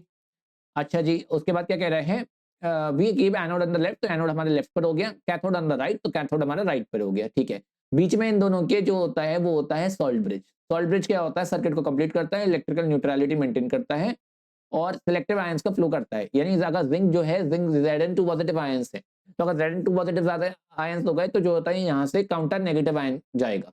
अगर जहाँ पर counter positive ions negative ions हो गए तो वहाँ पर पॉजिटिव जाएंगे। तो इन दोनों इलेक्ट्रोलाइट्स को डबल वर्टिकल लाइन जो होती है उसे सॉल्ट ब्रिज से कनेक्ट किया जाता है। तो सॉल्ट ब्रिज हम किस तरीके से रख देते हैं, जैसे Zn जो है Zn2 प्लस और सॉल्ट ब्रिज और copper 2 plus slash copper solid, और ये हो गया Zn सॉलिड। ठीक है, इस तरीके से हम सॉल्ट ब्रिज लिख देते हैं। दो डबल जो है लाइंस से हम लोग इसे रिप्रेजेंट कर लेते हैं सॉल्ट ब्रिज को। ठीक है, ये इलेक्ट्रिकल न्यूट्रलिटी मेंटेन करता है इसके अंदर। वर्टिकल लाइन डाल देते हैं मेटल और इलेक्ट्रोलाइट के बीच में, और डबल वर्टिकल लाइन से हम रिप्रेजेंट कर देते हैं। गैल्वेनिक सेल में अगर सपोज करो ये वाली रिएक्शन हो रही है, जिंक के संग कॉपर नहीं है, इस सिल्वर की रिएक्शन हो रही है, तो Zn से बन रहा है Zn2 पॉजिटिव। यहाँ पर क्या हो रही है, जिंक की ऑक्सीडेशन हो रही है, ये एनोडिक हाफ सेल में हो रही होगी। Zn जो होता है Zn2 पॉजिटिव बना रहा होगा यहाँ पर एक्वस। ठीक है, एक्वस। और इसके बगल में जो होता है इसकी कॉन्सेंट्रेशन लिखी होती है ब्रैकेट के अंदर। ठीक है, इस पर कॉन्सेंट्रेशन लिखी होती है यहाँ पर ब्रैकेट के अंदर, जितनी भी मोलर कॉन्सेंट्रेशन होगी वो लिखी होती है इसके अंदर। ठीक है जी। और Ag पॉजिटिव आयन है यहाँ पे, वो Ag पॉजिटिव से सिल्वर जो है सॉलिड बन रहा है, तो यहाँ पर क्या हो रहा होगा, गेन कर रहा होगा इलेक्ट्रॉन को और सिल्वर पॉजिटिव सिल्वर बनाना होगा। ठीक है, तो ये हो गया हमारा रिडक्शन हाफ सेल। तो ये हो गया ऑक्सीडेशन हाफ और ये हो गया हमारा रिडक्शन हाफ। ठीक है, जब भी हम ई नॉट ऑफ सेल देखेंगे तो ये हो जाएगा E not of cathode minus E not of anode. तो यहाँ पर कैथोड कौन है, कैथोड पर जा रहा है सिल्वर, तो यानी सिल्वर की लिखी जाएगी, और यहाँ पे माइनस हो रही होगी एनोड की, यानी जिंक वाली माइनस हो रही होगी। अच्छा, उसके बाद रिडक्शन वाली, रिडक्शन पोटेंशियल के बारे में बात कर रहे हैं हम यहाँ पे। ठीक है, रिडक्शन पोटेंशियल के बारे में बात कर रहे हैं, ना कि ऑक्सीडेशन पोटेंशियल। आप क्वेश्चन को ऑक्सीडेशन पोटेंशियल में भी सॉल्व कर सकते हो, रिडक्शन पोटेंशियल में भी क्वेश्चन को सॉल्व कर सकते हो, लेकिन कोशिश करना कि आप जो है एक ही चीज याद करो, बार बार अलग अलग चक्करों में मत पढ़ना। मैंने जो है हमेशा से रिडक्शन पोटेंशियल के बेसिस पर याद करके रखा है, मैं ऑक्सीडेशन पोटेंशियल के चक्कर में पढ़ता ही नहीं है। मैं अगर ये लिख रहा हूँ तो ये भी रिडक्शन पोटेंशियल के बेसिस पर लिख रहा हूँ, क्योंकि ऑक्सीडेशन हो रही है तो जिंक पहले आएगा, Zn2 पॉजिटिव बाद में आएगा, और रिडक्शन, और यहाँ पर जो है वो रिडक्शन है तो कॉपर 2 पॉजिटिव पहले आएगा, कॉपर 2 पॉजिटिव रिड्यूस हो रहा है कॉपर में, तो कॉपर बाद में आएगा। तो ये अपना अपना कन्वेंशन है। कन्वेंशन जो है वो यूनिवर्सल नहीं होता है, कन्वेंशन जो है वो वेरी कर सकता है। आप कोई इंसान ऑक्सीडेशन पोटेंशियल के हाफ पर लिख सकता है, कोई रिडक्शन पोटेंशियल के हाफ पर लिख सकता है, लेकिन कोशिश करना कि आप एक ही याद करो। अगर आप दोनों याद करने के चक्कर में पड़ जाओगे तो कंफ्यूजन हो सकती है। ऐसे ही नर्स इक्वेशन के अंदर भी कंफ्यूजन हो सकता है, जैसे मैंने अभी नर्स इक्वेशन लिखी थी, यहाँ पर काफी बच्चे कंफ्यूज हो जाते हैं कि ये माइनस है, मैंने तो प्लस पढ़ा था। तो भाई अगर माइनस है ना, तो यहाँ पे जो प्रोडक्ट, यहाँ पर प्रोडक्ट अपॉन रिएक्टेंट, जब भी हम प्रोडक्ट अपॉन रिएक्टेंट करते हैं, प्रोडक्ट अपॉन रिएक्टेंट करते हैं, इसलिए माइनस का साइन आया है यहाँ पे, इसलिए यहाँ पे माइनस का साइन आया है। अगर मैं रिएक्टेंट अपॉन प्रोडक्ट करता हूँ तो ये पॉजिटिव साइन हो जाता। तो इसे जो है कन्वेंशन को हमेशा के लिए ट्रू मत मानो, एक पकड़ लो जो तुम्हारा मन करे। मैंने जो है हमेशा से नेगेटिव पकड़ा हुआ है, तो मैं नेगेटिव ही लिखता हूं, मैं पॉजिटिव के चक्कर में पढ़ता ही नहीं हूं। ठीक है, तो यही कन्वेंशन जो होते हैं वो बेसिकली ऑक्सीडेशन हाफ और रिडक्शन हाफ के बेसिस पर होते हैं, ये बात याद रख लेना। ठीक है, अब ई नॉट ऑफ सेल मेरे को यहाँ पे दे रखा है, ई नॉट ऑफ सेल दे रखा है, क्वेश्चन पढ़ते हैं क्या बोल रहा है। What is the direction of flow of electrons, तो इलेक्ट्रॉन्स का फ्लो किस डायरेक्शन में होगा, मुझसे ये पूछ रहा है। तो इलेक्ट्रॉन्स का फ्लो कौन से डायरेक्शन में होगा, अरे भाई जिंक जो है वो ऑक्सीडेशन कर रहा है, सिल्वर जो है वो रिडक्शन करेगा, तो जिंक टू सिल्वर मूव करेंगे ना, जिंक टू सिल्वर, ये तो होगा फ्लो ऑफ इलेक्ट्रॉन। यहाँ पर जो है वो यहाँ से यहाँ पर ही तो जाएंगे इलेक्ट्रॉन, इस तरीके से तो जाएंगे, इस तरीके से। ठीक है, तो ये हो जाएगा first from silver to zinc, zinc to silver, D option हो जाएगा। सिल्वर से zinc, then direction reverse, reverse reverse थोड़ी होती है ना, सिल्वर टू जिंक जाएंगे ना रिवर्स होगी डायरेक्शन, डी हो जाएगा ऑप्शन। नेक्स्ट देखो, नेक्स्ट कह रहा है कि concentration zinc positive, zinc to positive की और एजी पॉजिटिव की कैसे अफेक्ट होगी। तो जिंक टू पॉजिटिव जो होगी उसकी कंसंट्रेशन बढ़ती जाएगी, जिंक जो है वो इलेक्ट्रॉन लूज करके Zn2 पॉजिटिव बना रहा है, ऑक्सीडेशन कर रहा है, loss of electrons is oxidation, oxidation कर रहा है, Zn2 पॉजिटिव की कंसंट्रेशन बढ़ती जा रही है with time, and Ag2 positive ions जो होते हैं वो Ag2 positive, Ag positive is gaining electron and it is forming Ag, solid. So concentration of Ag positive ions is decreasing over the period of time. तो Zn positive की Zn2 positive की concentration increase कर रही है and Ag positive ion की concentration decrease कर रही है विद टाइम. दोनों की इंक्रीज कर नहीं सकती, दोनों की डिक्रीज कर नहीं सकती. जिंक की डिक्रीज नहीं करेगी क्योंकि जिंक का ऑक्सीडेशन हो रहा है. इलेक्ट्रोकेमिकल सीरीज में भी आप याद रखना, जो जितना ऊपर होगा इलेक्ट्रोकेमिकल सीरीज में, ऊपर नीचे का मत याद रखना, जिसकी जितनी ज्यादा इलेक्ट्रोड रिडक्शन पोटेंशियल नेगेटिव में होगी, जितनी ज्यादा नेगेटिव में होगी, कीवर्ड याद रखना, रिडक्शन पोटेंशियल जितनी ज्यादा नेगेटिव में होगी, जितनी ज्यादा नेगेटिव में होगी, यानी ज्यादा नेगेटिव मतलब -3 या -2.5 है. कौन ज्यादा नेगेटिव है? -3 ज्यादा नेगेटिव है ना. तो ये वाली बात कह रहा हूं मैं, जितनी ज्यादा इलेक्ट्रोड पोटेंशियल ज्यादा नेगेटिव में होगी, यानी जितनी छोटी होगी रिडक्शन पोटेंशियल, वो उतना अच्छा रिड्यूसिंग एजेंट होगा, वो एनोड पर जाएगा, वो उतना अच्छा ऑक्सीडेशन करेगा. ये बात याद रख लेना. देखो मैंने पीछे ये लिखा है, जितना ज्यादा इलेक्ट्रोड पोटेंशियल रिडक्शन वाली रिडक्शन पोटेंशियल कम होगी, उतना अच्छा वो रिड्यूसिंग एजेंट होगा, उतना अच्छा वो ऑक्सीडेशन करेगा, उतना ज्यादा वो एनोड की तरफ जाएगा और वो उतना अच्छा नीचे वालों को डिस्प्लेस कर दे, कम वाले को डिस्प्लेस कर देगा उसके सोल्यूशन में से. जिंक है और कॉपर सल्फेट है, तो Zn plus CuSO4 give ZnSO4 plus Cu, solid अलग निकल जाता है. बचपन में रिएक्शंस पढ़ते थे लेकिन हमें पता नहीं था कि क्यों होता है. हम लोगों के टीचर बता देती थी कि एक्टिविटी सीरीज याद कर लो बेटा मेटल की, वो उसमें से कर लेते हैं, जो हाइड्रोजन से ऊपर वाले होते हैं वो हाइड्रोजन को उसके सोल्यूशन में से निकाल देते हैं. ऐसे हम लोगों ने पढ़ा हुआ था. अब रिडक्शन पोटेंशियल और ऑक्सीडेशन पोटेंशियल से कैसा कनेक्शन है वो हम अब पढ़ने में आ रहा है हमारे. ऐसा हम लोग ऑक्सीडेशन पोटेंशियल के लिए भी कह सकते हैं. तो मैं उनके लिए भी बता देता हूं जिन्होंने ऑक्सीडेशन पोटेंशियल से याद कर रखी है चीजें. जिन्होंने देखो अभी तक याद नहीं कर रखी, उन लोग को तो रिडक्शन पोटेंशियल से याद कर लो. इस बात को बात खत्म करो. जितनी ज्यादा नेगेटिव में होगी रिडक्शन पोटेंशियल, या जितनी ज्यादा छोटी होगी रिडक्शन पोटेंशियल, उतना ज्यादा वो अच्छा रिड्यूसिंग एजेंट होगा और उतना अच्छा ऑक्सीडेशन प्रेफर करेगा और उतना ज्यादा वो एनोड की तरफ प्रेफर जो है प्रेफरेंशियल डिस्चार्ज होगा उसका. ऑक्सीडेशन पोटेंशियल के बेसिस पर याद कर रहे हो तो ये उल्टा याद कर लो. ऑक्सीडेशन पोटेंशियल के बेसिस पर क्या याद करोगे? जितनी ज्यादा ऑक्सीडेशन पोटेंशियल होगी उतना ज्यादा वो ऑक्सीडेशन करेगा, उतना ज्यादा अच्छा रिड्यूसिंग एजेंट होगा और उतना अच्छा वो एनोड पर डिस्चार्ज होगा. मतलब सब कुछ सही है, बट जितनी छोटी जो है रिडक्शन में हो रही थी उतनी ज्यादा मतलब हमारी जो है ऑक्सीडेशन पोटेंशियल होनी चाहिए. उल्टा हो जाता है ना. जितनी छोटी रिडक्शन उतनी ज्यादा अच्छी ऑक्सीडेशन, उतनी ज्यादा बड़ी ऑक्सीडेशन पोटेंशियल. बस उल्टा हो जाता है और कुछ नहीं. और इसी के बेसिस पर साइन डिटरमाइंड होते हैं नस्ट इक्वेशन के. अगर नस्ट इक्वेशन के अंदर आपको जो है पॉजिटिव साइन लिखना है, देन आपके पास प्रोडक्ट अपॉन रिएक्टेंट नहीं, रिएक्टेंट अपॉन प्रोडक्ट लिखना पड़ेगा आपको. तब वो साइन बीच में पॉजिटिव का आ जाएगा 0.0591 अपॉन n वाला. ठीक है. Are you getting what I am trying to say? अगर समझ में आ रहा है तो नीचे जो है ऑप्शन डिस्क्रिप्शन में जो है वो मतलब वीडियो के अंदर हाइप का ऑप्शन आ रहा होगा, उसे हाइप कर दिया करो. एक वीडियो को आप हफ्ते में तीन वीडियोस आप हफ्ते में हाइप कर सकते हो. मेरी हफ्ते में जो है रोज वीडियो आ रही है, तो एक अकाउंट से जो है एटलीस्ट एक वीडियो तो हाइप कर ही दिया करो.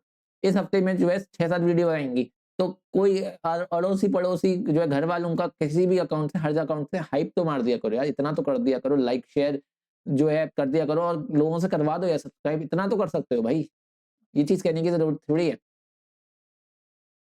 और मैं बता रहा हूँ कि कहते हैं किसी ने भी जो है अनसब्सक्राइब मारा तो पेपर होने के बाद, सही बात नहीं है ये. ठीक है. मैं भी जो है आपको पता ही है कुछ क्लासेस हैं, पेपर आया नहीं कि अपने मॉक पेपर निकाल नहीं दिए और क्या कहते हैं एक तरीका चाहिए उन्हें, तो क्या कहते हैं अपने पेपर बेचने का दे देंगे 1500-2000 रुपए के, लो ले लो बेटा पेपर ले लो. या आपको वही कंटेंट उससे ऊपर के लेवल का कंटेंट कुछ दिखा दे ऐसे आपको करके, क्या कहते हैं आईसीएसई सीबीएसई और जो है 5-6 सोर्सेस से आपको क्वेश्चन लाके कंपाइल करके ऐसे करा दे फ्री में. सिर्फ एक डिमांड हो रही है कि सब्सक्राइब कर देना जितना ज्यादा हो सके, और सब्सक्राइब करे ही रहना, अनसब्सक्राइब मत करना. तो खरीद लो पेपर. और प्रीवियस ईयर के बच्चे जो है ना टेलीग्राम ग्रुप पे मुझसे पूछ लेना, जिन्होंने भी पेपर खरीदे हैं ना पहले के, कुछ ना फंसा उन पेपरों से, मैं तुम्हें और बता दूं. और तो मेरा जो है ना, मैंने जब जिस दिन पेपर होगा, मैंने पिछले साल भी यही किया था, क्वेश्चन पेपर के संग अटैच प्रूफ दे दिए थे बच्चों को कि देखो मैंने यहाँ से पढ़ाया था, ये चीज यहाँ से आई है. बिल्कुल हर क्वेश्चन का अटैच प्रूफ दिया है मैंने बच्चों को, अटैच प्रूफ गूगल ड्राइव में. तुम चाहो तो तुम्हें भी दिखा दूंगा कि यहाँ से मैंने पढ़ाया था, देखो यहाँ से ये वाली चीज पूछी गई है, यहाँ से ये वाली चीज पूछी गई है. हर क्लास के स्क्रीनशॉट लगाए हुए हैं मैंने कि देखो ये वाली क्लास से ये चीज आई है, ये वाली क्लास से ये चीज आई. सीएफ के क्वेश्चंस पूरे यूट्यूब पर मैंने ही करा रखे हैं सर, और वो भी एक एक क्वेश्चन करा रखा है। आपको जो और चैनल मिलेंगे उन पर आपको क्या कर रखा है, सिलेक्टेड क्वेश्चन निकाल लिए हैं बस, मेन से थोड़े थोड़े दिखाने के लिए कि हमने देखो करा रखे हैं, बच्चों को बेवकूफ बनाने के लिए। यहाँ 5 लेक्चर बनाए हैं सीएफ के क्वेश्चन के लिए, 5 लेक्चर डिटेल्ड सोल्यूशन कराया हुआ बिल्कुल एक एक कॉम्पिटेंसी वाले क्वेश्चंस का, क्वेश्चन बैंक वाले का। तो आपको जो चीज मिल रही है उसका फायदा उठाओ, और बस आपको प्रमोट ही तो करना है, उससे ज्यादा तो कोई चीज नहीं मांग रहा है, प्रमोट ही करना है ना, बस इतना तो कर सकते हो यार। चलिए आगे बढ़ते हैं नेक्स्ट क्वेश्चन की तरफ। Name the cell which is generally used in inverters. तो इन्वर्टर्स के अंदर क्या यूज होता है, अभी अभी बताई थी मैंने, लेड स्टोरेज बैटरी यूज होती है इन्वर्टर के अंदर। कहते हैं ना इन्वर्टर की बैटरी में पानी नहीं डाला, डिस्टिल वाटर डालना है, वही होता है उसका जो है, ओपन करके उसमें पानी डाल देते हैं क्योंकि जो है पानी सूख जाता है। तो इसके अंदर एसिड क्या होता है, सल्फ्यूरिक एसिड होता है, ठीक है। इसे हम लेड स्टोरेज बैटरी के साथ साथ इस वजह से लेड एसिड बैटरीज भी कहते हैं, है ना। नेक्स्ट देखो, नेक्स्ट क्या हो गया आपका, the standard electrode potential for a Daniell cell is 1.1 volt. ठीक है, स्टैंडर्ड इलेक्ट्रोड पोटेंशियल दे रखी है, आई मीन आपको ई नॉट ऑफ सेल दे रखा है plus 1.1 volt. Calculate the standard Gibbs energy, यानी मेरे को डेल्टा जी नॉट निकालना है फॉर द रिएक्शन। तो देखो कॉपर भी 2 पॉजिटिव में है, जिंक भी 2 पॉजिटिव में है, इसलिए एन की वैल्यू जो होगी वो 2 हो जाएगी, दोनों का इलेक्ट्रॉन चेंज 2 का ही है। Zn जो है वो Zn 2 पॉजिटिव बना रहा है, 2 इलेक्ट्रॉन लूज करके, और कॉपर 2 पॉजिटिव 2 इलेक्ट्रॉन गेन करके कॉपर बना दी, तो n की वैल्यू हो जाएगी 2, डेल्टा जी नॉट हो जाता है minus NF E not of cell. अच्छा मुझे एक चीज बताना जरा, क्या आंसर 215 और 212 हो सकता है? मोस्ट स्टूपिड ऑप्शंस निकालने की कोशिश किया करो, ठीक है। मोस्ट स्टूपिड ऑप्शंस, MSO, ये MSO निकालने की कोशिश बताना जरा, मोस्ट स्टूपिड ऑप्शंस कौन से हैं।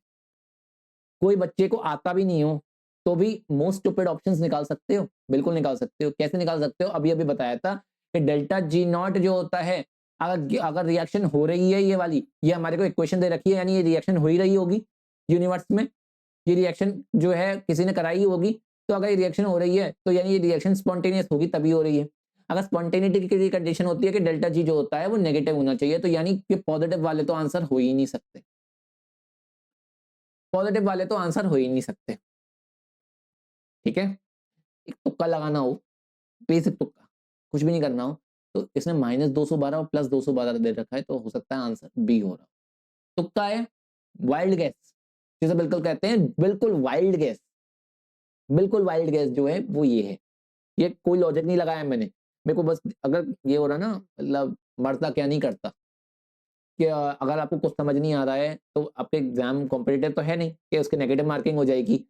अगल बगल वालों से पूछ लिया तो वेल एंड गुड, नहीं पूछ पाए तो लास्ट तक आते आते टीचर कॉपी कलेक्ट करने आ रही है, तब बीच में क्या करोगे, चुपके से बी लिख दिया, क्योंकि मेरे को 2 ऑप्शन एक जैसे दिख रहे हैं, तो हो सकता है यही आंसर हो बी वाला।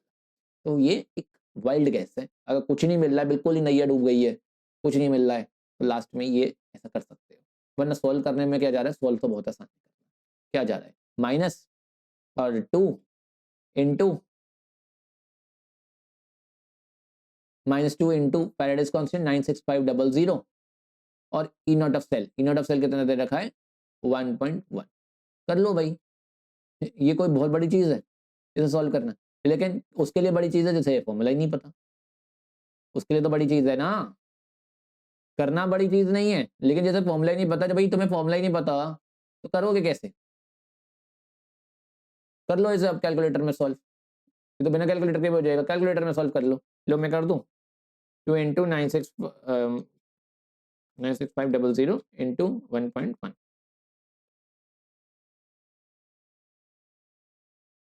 -212.3, -212.3, -212.27, यही आंसर हो जाएगा, ठीक है। समझ में आई, ये हो जाएगा आंसर, ओके। आई होप इतनी बात क्लियर हो गई होगी। चलिए मूव करते हैं नेक्स्ट क्वेश्चन की तरफ।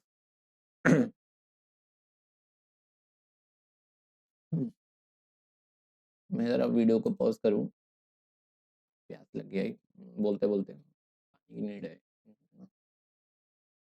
ये वो कैसे हो गया?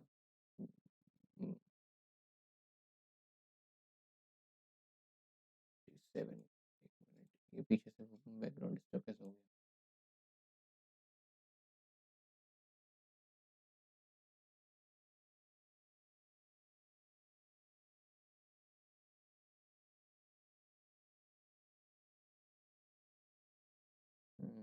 सही है।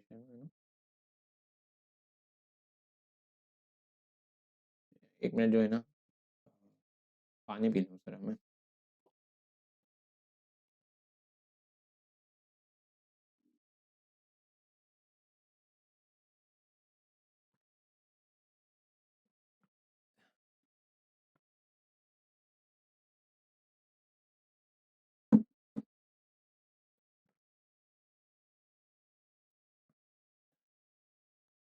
चलिए, क्वेश्चन रीड कर लिया होगा तब तक आप लोगों ने।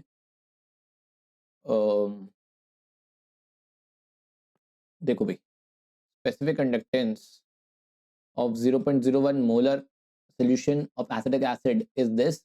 Molar conductance and infinite resolution दे रखी है सबकी, और 3 पार्ट है। 5 नंबर से कम में नहीं आएगा क्वेश्चन, ठीक है? 5 नंबर से कम में नहीं आएगा क्वेश्चन। सॉल्व करो, रुकना, मैं पानी भर के रख लेता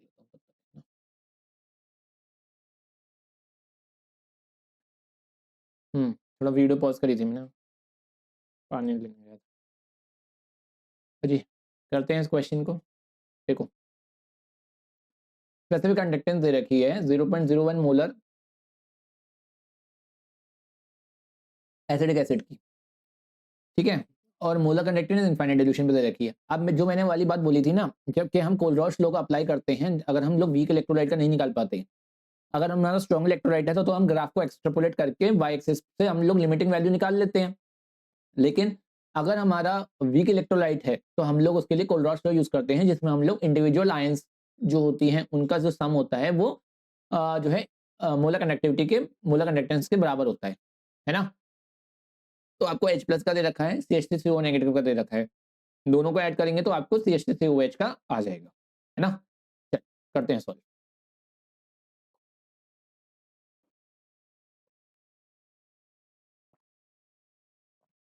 एक्स्ट्रा पेज है ना, मैं वही देख रहा था, एक्स्ट्रा पेज मैंने नहीं लगाया।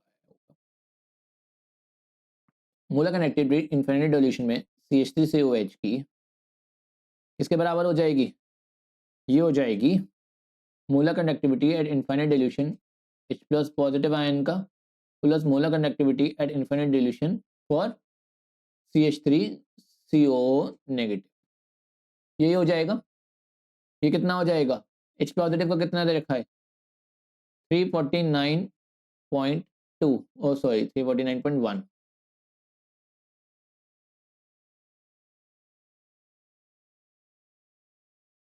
और इसका दे रखा है 40.9।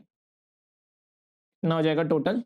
390, 350 और 40, 390, 390 होगा ना? गणित कमजोर है, जरा देख लेना। 349.1 प्लस 40.9, ठीक है, 390, 390 साइमंस सेंटीमीटर स्क्वायर पर मोल, यही हो जाएगा। ये आगे इनफाइनाइट डिल्यूशन का। तो अगर मोलर कंडक्टेंस निकालना है एट एनी कॉन्सेंट्रेशन तो वो हो जाता है कापा इंटू 1000 अपॉन कॉन्सेंट्रेशन इन ग्राम पर लीटर, है ना? ये हो जाता है कापा, कापा की वैल्यू कितनी दे रखी है स्पेसिफिक कंडक्टेंस की? 1.65 इंटू 10 की पावर -4 इंटू 1000 यानी 10 की पावर 3, और कितनी कॉन्सेंट्रेशन? 0.01, 0.01 को ऊपर ले जाएंगे तो 10 की पावर 2 हो जाएगा, यानी 10 की पावर 5 इंटू 10 की पावर -4 यानी 10, 1.65 into 10 is 16.5, 16.5 eight any concentration, ये हो जाएगी 16.5 साइमन सेंटीमीटर स्क्वायर पर, ठीक है? अल्फा की वैल्यू कितनी हो जाएगी? मोलर कंडक्टेंस सोल्यूशन की आ गई, सोल्यूशन की आ गई 16.5। उसके बाद अल्फा की वैल्यू कितनी हो जाएगी? Molar conductance at any concentration upon molar conductance at infinite dilution, ये हो जाएगी 16.5 अपॉन 390, ये आ जाएगा 0.042 अल्फा की वैल्यू हो जाएगी। देखता हूँ एक मिनट, 16.5 डिवाइडेड बाय 390, हाँ देखो, ठीक है, इतना हो गया। एक बार पीछे वाला देख लो। ओके, अब क्या करना था मुझे, डिग्री ऑफ डिसोसिएशन निकालनी थी, तो ये तो अल्फा आ गया। अगर परसेंटेज में निकालनी है तो परसेंटेज में इंटू 100 कर दो, तो इंटू 100 करके क्या आ जाएगा, कितना आ जाएगा 4.2 3 3 है, लास्ट में 3 होगा ना, 3 0.0423 है ना, तो 4.23% आ जाएगा। ये बहुत ही कम डिसोसिएट हो रहा है, 4.23% ही हो रहा है। अच्छा जी, डिसोसिएशन कांस्टेंट निकालना है, तो हम लोगों ने अभी लास्ट क्वेश्चन कराई था, कैसे करते हैं ये वाले क्वेश्चन को।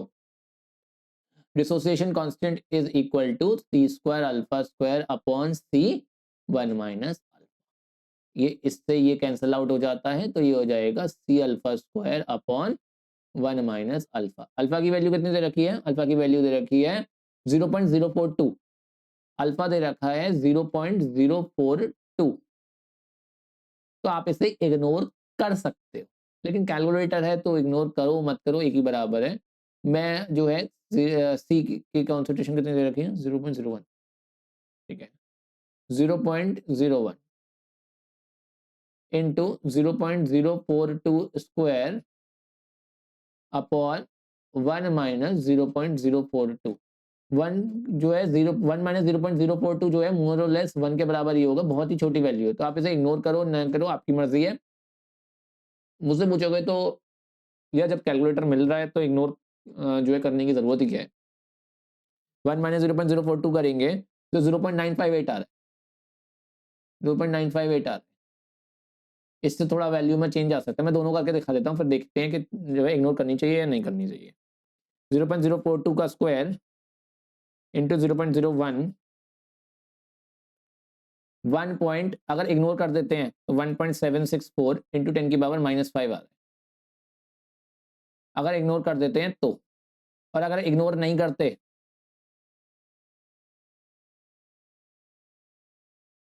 तो 1.84 इंटू 10 की पावर -5, तो काफी थोड़ा जो है ना फर्क तो पड़ रहा है ना, फर्क तो पड़ रहा है, तो कोशिश करना कि इग्नोर ना करो, है ना, ये इग्नोर ना करके ही आंसर निकाल लेना, क्या फर्क फायदा जो है आपका जो एग्जाम में मार्क्स कट जाए। तो 1 माइनस अल्फा जो है वो 0.04 है, लेकिन 0.04 भी एक सिग्निफिकेंट वैल्यू हो गई ना, तो इसे कोई जो है इग्नोर ना करो, वही सही है ना, ये वाले आंसर को रहने ही देना।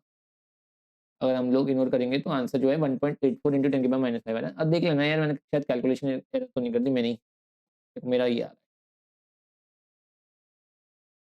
है ना, 1.84 इंटू 10 की पावर -5, देख लेना बाकी अपना क्या आ रहा है। ठीक है, ये हो गया आपका डिसोसिएशन कांस्टेंट। ओके, चलिए जी आगे बढ़ते हैं।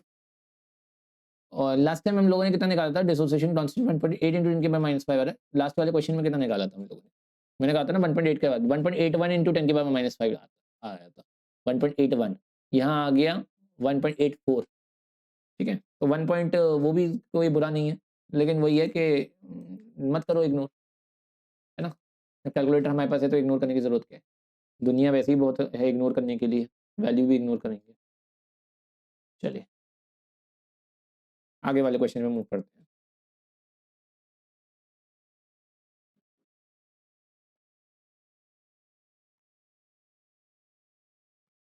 कितने आवर्स लगेंगे 3 मोल्स Fe3 पॉजिटिव को Fe2 पॉजिटिव में बनाने में with 2 ampere current intensity. M जो होता है ZIT होता है ना, और Q जो होता है वो NF होता है, sorry M equal to ZIT कहाँ से ले आया मैं, Q is equals to NF होता है ना, और Q ही इज इक्वल्स टू IT होता है। यानी NF जो है वो IT के बराबर है, यानी N कितना हो गया 3 मोल्स है ना, 3 को कन्वर्ट करना है यानी 3F, ये बराबर हो जाएगा I इंटू टी। तो T कितना हो गया, T हो जाएगा 3 इंटू 96500 अपॉन 2। देख लो भाई कितना आ रहा है, 40 के आसपास आएगा। 3 इंटू 96500 डिवाइड बाई 2।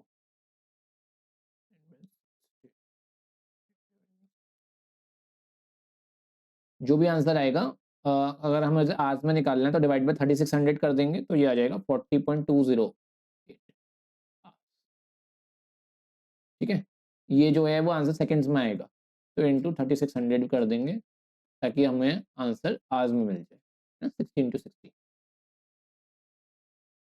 40 पॉइंट। ठीक है, तो ये आ जाएगा 40.208 आवर्स। जो भी आंसर आएगा डिवाइड बाय 3600 कर देंगे ताकि हमारे को जो है आवर्स में मिल जाए। उसने आवर्स में पूछा है ना, 40.208 आवर्स हो जाएगा। Okay, next question. The resistance of a conductivity cell containing 0.001 molar KCl solution at 298 Kelvin is 1500 ohms. तो रेजिस्टेंस दे रखा है मेरे को 1500 ओम। सेल कांस्टेंट पूछा हुआ है, यानी जी स्टार सेल कांस्टेंट पूछा हुआ है मुझसे, is the conductivity is 0.146 into 10 की पावर -3 साइमन पर सेंटीमीटर। कापा की वैल्यू दे रखी है मेरे को, कंडक्टिविटी दे रखी है मेरे को 0.146 into 10 की पावर -3, और मेरे को पता है ये हो जाता है जी स्टार अपॉन आर। तो यानी 0.146 इंटू 10 की पावर -3 इंटू 1500, ये जो होता है वो हो जाएगा जी स्टार। इसकी यूनिट क्या थी कापा की, साइमन पर सेंटीमीटर, और इसकी क्या थी ओम। और जो है साइमन होता क्या है, साइमन होता है ओम इनवर्स, ओम इनवर्स ना, तो यानी ओम इनवर्स। तो ओम इनवर्स और ओम इनवर्स चलेगा, ऐसे यूनिट काटते नहीं है, मैं बस दिखा रहा हूँ, ठीक है ना, ऐसे यूनिट काटते नहीं है कभी भी, यूनिट्स को ऐसे काटा नहीं जाता, यूनिट्स नहीं कटती हैं कभी भी। बचा क्या, सेंटीमीटर इनवर्स, तो जी स्टार की यूनिट क्या हो जाती है, सेंटीमीटर इनवर्स। ठीक है, तो आंसर आ जाएगा, सॉल्व कर लेना, 0.146 इंटू 10 की पावर -3 इंटू 1500, ये आ जाएगा 0.219 सेंटीमीटर इनवर्स। ठीक है, ओके, 0.219 सेंटीमीटर इनवर्स आ जाएगा इसका आंसर सेल कांस्टेंट का। ओके, नेक्स्ट क्वेश्चन देखो, 3 electrolytes A, B and C containing solution of zinc sulfate, silver nitrate and copper sulfate respectively were connected in series। ये भी Faraday पर है। A steady current of 1.5 ampere was passed through them until 1.45 gram of silver deposited at the cathode of cell B. How long did the current flow? What mass of copper and zinc were deposited? दो तरीके हैं करने के, again दो तरीके। पहला तरीका, आप जो है जो डेटा दे रखा है मेरे को सिल्वर का, उससे आप कॉपर का अलग निकाल लो एंड जिंक का अलग निकाल लो। सेकंड तरीका इक्विवेलेंस वाला लगा लो, दो पकड़ो उनमें इक्विवेलेंस लगा दो। ठीक है, दो तरीके हैं, दोनों में से किसी से भी कर सकते हैं। इसका आंसर आ रहा है, मैं लिख देता हूँ ना आंसर पहले। ये आ रहा है कॉपर के लिए, आ रहा है कॉपर आएगा इसमें 0.426। ये जो जहाँ से मैंने लिया है वहाँ से मैंने आंसर लिख दिया है, और जिंक डिपॉजिट है 0.438 ग्राम। सॉल्व तो मैंने भी करके नहीं देखे हैं, मैं भी आपके संग ही सॉल्व करूंगा। मैं तो बस जहाँ से भी क्वेश्चन लिया न्यूमेरिकल का आंसर दे लिया है कि ये पता चल जाए कि हमारा आंसर सही आया कि नहीं। ये दोनों आंसर्स आएंगे, अब सॉल्व करते हैं। ठीक है, 3 सेल दे रखे हैं ए बी और सी। पहला सेल ये हमारा ए है, इसके अंदर जिंक सल्फेट है। जो जिंक सल्फेट है इसमें जिंक डिपॉजिट हो जाएगा कैथोड पे। सेल बी है, इसके अंदर मेरा सिल्वर नाइट्रेट है, सिल्वर डिपॉजिट होगी इसके अंदर। और ये सेल सी है, इसके अंदर कॉपर सल्फेट। सेल सी है। करंट 1.5 एम्पियर का तीनों से पास हुआ, तीनों कनेक्टेड है, ठीक है, इस तरह से तीनों कनेक्टेड है और करंट दे रखा है 1.5 एम्पियर और सिल्वर का मास दे रखा है, यहाँ पे सिल्वर का यहाँ पर दे रखा है, ये डिपॉजिट हुई है 1.45 gram. How long did the current flow? सबसे पहले तो करंट पूछा गया, टाइम पूछा गया है। How long did the current flow? m is equal to ZIT। तो m कितना है? अरे ये क्वेश्चन हम कर चुके हैं क्या? वैसे तो लग रहा है कर चुके हैं, उस दो वाला का याद था ना हम लोगों ने, स्टार्टिंग क्वेश्चन ही यही था, उसमें क्या किया था हमने? व्हाट मास ऑफ जिंक, हाँ बस इसने जिंक पूछ लिया था, यहाँ पर हमारे को दो का बताना है, बस इतना फर्क है इस वाले क्वेश्चन में, ठीक है जी। m कितना 1.45 इज इक्वल टू z कितना होगा? एटॉमिक वेट 108.5 होता है सिल्वर का, ये पता होना चाहिए, ठीक है। अब 108.5 होता है, तुम जो है 180 ले लो। वैलेंसी सिल्वर है ना, AgNO3 1 ही होगी, फैराडेज कांस्टेंट 96500 इंटू आई 1.5 इंटू टी निकालना है मेरे को। टी की वैल्यू कितनी हो जाएगी? टी की वैल्यू कितनी हो जाएगी? मैंने टी का आंसर नहीं लिखा यार, टी की वैल्यू कितनी होगी? हाँ लिखा लिखा लिखा, ठीक है। टी की वैल्यू हो जाएगी, सॉल्व कर लो, 1.45 into 96500 divided by 08 into 1.5। T की वैल्यू ये आ रही है 863.734 सेकेंड्स, 863.73 सेकेंड्स, ठीक है। ये हो जाएगा टाइम, ये हो गया पहले पार्ट का आंसर। सेकंड पार्ट क्या कह रहा है? सेकंड पार्ट कह रहा है व्हाट मास ऑफ, देखो मेरे पीछे, ठीक है। सेकंड पार्ट कह रहा है what mass of copper and zinc पर डिपॉजिटेड। कॉपर और जिंक कितना डिपॉजिट होगा? तो मैं फैराडे का सेकंड लॉ लगा रहा हूँ, है ना। तो mass of copper upon mass of silver is equals to equivalent weight of copper upon equivalent weight of silver, ये लगा रहा हूँ मैं। मास ऑफ कॉपर निकालना है मेरे को, मास ऑफ सिल्वर दे रखा है 1.45, इक्विवेलेंट वेट ऑफ कॉपर ये हो जाएगा atomic weight of copper, copper कितना होता है 63.5, 63.5 ही होता है ना। Valency 2 into Faraday's constant, FC लिख देता हूँ फैराडेज कांस्टेंट को, क्योंकि वो तो कट ही जाना है, अपॉन सिल्वर के लिए कितना होता है 108 अपॉन 1 इंटू फैराडेज कांस्टेंट, इससे ये कैंसिल आउट, ये हो जाएगा 63.5 अपॉन 2 इंटू 108 इंटू सॉरी नीचे ही आ जाएगा ना 108 अपॉन 108 इंटू 1, ठीक है। ये बराबर हो जाएगा मास ऑफ कॉपर अपॉन 1.45 के। सॉल्व करेंगे इसे तो मास ऑफ कॉपर हो जाएगा 63.5 into 1.45 divide by 216, mass of copper आ जाएगा 0.426 ग्राम। ये रहा, देखो ये तो निकालना था हमें, ये आ जाएगा, ये हो जाएगा मास ऑफ कॉपर, ठीक है। मेरे पीछे देखो, ये लिखा है 108 इंटू 2 हो जाएगा, 108 इंटू 2 कितना होता है 216, दैट इज 0.426, ठीक है ग्राम। ये हो गया, मैंने निकाला है ये फर्स्ट लॉ से, ठीक है, मैंने वो सॉरी सेकंड लॉ से निकाला है, ओके। तो ये हो जाएगा, ये आ गया मास ऑफ कॉपर, यानी पहला पार्ट तो सॉल्व हो गया, पहला पार्ट तो सॉल्व हो गया, ये रहा इसका आंसर, टाइम का आंसर ये। अब सेकंड पार्ट सॉल्व कर, थर्ड पार्ट सॉल्व करते हैं जिंक का। अरे मैंने स्पेस ही नहीं दिया, वाह क्या ही हूं मैं अभी। थर्ड पार्ट सॉल्व करने के लिए मास ऑफ कॉपर और मास of zinc, mass of zinc निकालना है अपॉन मास ऑफ जो है क्या था हमारे पास, सिल्वर था ना 1.45। अब मैं डायरेक्ट कर रहा हूँ थोड़ा सा, is equals to equivalent weight of zinc, zinc के लिए हो जाता है 65, जिंक का 65 ही होता है,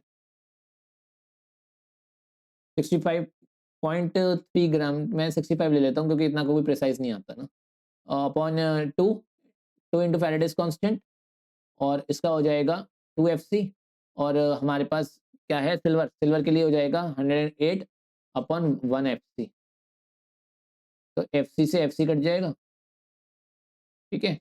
तो एम जिंक अपॉन 1.45 ये बराबर हो जाएगा 65 अपॉन 2 इंटू 108। सॉल्व कर लेना, इससे मास ऑफ जिंक आ जाएगा 65 into 1.45 divide by 216, 65 into 1.45 divide by 216, 0.436 ग्राम, 0.436 ग्राम। अब ये क्यों डिफरेंस आया है, सबको पता है कि जिंक का जो है 65.3 लेते तब ये आंसर आता, जिंक हमने 65.3 नहीं लिया, इस वजह से ये आंसर है। अगर आप जिंक को 65.3 ले लोगे तो आपका आंसर एग्जैक्टली मैच कर जाएगा इससे, ठीक है, आपका आंसर इससे मैच कर जाएगा, ठीक है। तो आपका आंसर ये वाला हो जाएगा अगर आप जिंक की वैल्यू को, अगर आप जिंक के लिए ले लोगे 65.3, ठीक है। कॉपर के लिए आप 63.5 भी ले सकते हो, 63 भी ले सकते हो। मतलब ये है ना कि अब इतना प्रिसाइज वो कंसिडर करेंगे नहीं करेंगे इसकी बात होती है, पर इतना ज़्यादा लोड लेने की बात नहीं है। 0.438 और 0.43 जो है 6 ये जो है मोर और लेस आंसर सेम ही है ना, कोई ऐसा कोई बहुत बड़ी चीज़ नहीं है। चलिए नेक्स्ट क्वेश्चन की तरफ मूव करते हैं। द कंडक्टिविटी और specific conductivity of an electrolytic solution varies with the concentration of solution of different electrolytes. ये क्वेश्चन जो है ये कॉम्पिटेंसी बेस्ड क्वेश्चन है, एंड ये है आपका डेबाई हकल से, ठीक है। क्या कह रहा है अभी ये अभी अपनी कहानी कहेगा कुछ, तो क्वेश्चन रहेगा यहाँ। हाँ तो ये है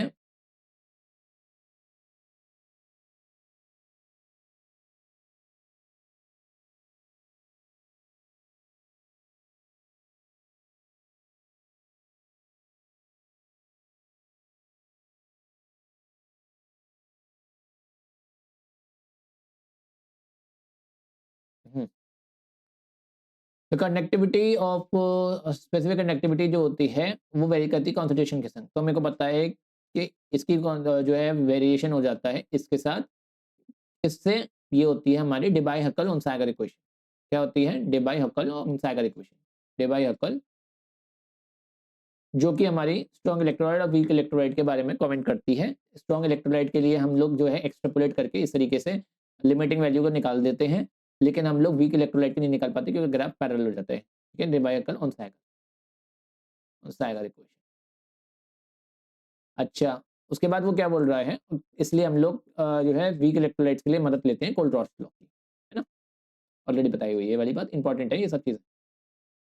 For comparing the conductances of the solution of different electrolyte, it is essential that the solution should have equal volume and they must contain definite amount of electrolyte which we give ions carrying the same total charge. अगर हमारे को कंडक्टेंसेस को compare करना है तो ये जरूरी है कि सोल्यूशन की इक्वल वॉल्यूम लें हम, भाई इक्वल वॉल्यूम लेंगे तभी तो कंपैरिजन होगा, और डेफिनेट अमाउंट ऑफ इलेक्ट्रोलाइट होना चाहिए उनके अंदर, ठीक है। कंडक्टिंग पावर जो होती है इलेक्ट्रोलाइटिक सॉल्यूशन की, हम लोग उसे इक्विवेलेंस कंडक्टेंस के बारे में और मोलर कंडक्टेंस के बारे, इन दोनों पैरामीटर से हम रिप्रेजेंट कर सकते हैं। जब हम कहते हैं ना कापा इंटू 1000 अपॉन एम और kappa into 1000 upon N, molar conductance और इक्विवेलेंट कंडक्टेंस के बारे में बात करते हैं ना, तब वाली बात है। अब तक हम लोगों ने मोलर ही निकाली, इक्विवेलेंट नहीं निकाली। इक्विवेलेंट वाले के लिए नॉर्मेलिटी आ जाती है। मोलर कंडक्टेंस जो होती है वो लीनियरली वेरी नहीं करती कॉन्सेंट्रेशन के संग, और वो स्पेसिफिक कंडक्टेंस से रिलेशन रखती है, ठीक है। मोलर कंडक्टेंस का जो रहता है रिलेशन स्पेसिफिक कंडक्टेंस से होता है। हमें पता है कि वो जो है इसका रिलेशन स्पेसिफिक कंडक्टेंस से कैसे होता है, कापा इंटू 1000 अपॉन एम, है ना, कापा इंटू 1000 अपॉन एम, यही होता है। Effect of molar conductance can be studied by plotting the values in the square root of the concentration. The following two figures show the behavior of strong and weak electrolyte with change in concentration. तो आपको पता है strong का पता है, weak का पता है, कोई इसमें नई चीज नहीं। अब आ जाते हैं इसके क्वेश्चन पे, इसके बेस क्वेश्चन पे। ये मैं आपको टफ से टफ क्वेश्चंस करा रहा हूं, आपके एग्जाम में इतने टफ क्वेश्चंस नहीं आएंगे, ठीक है। देखो पहला क्वेश्चन आपकी स्क्रीन पर ये रहा। The correct relationship between specific conductivity and equivalent conductivity is, ये पूछ रहा है।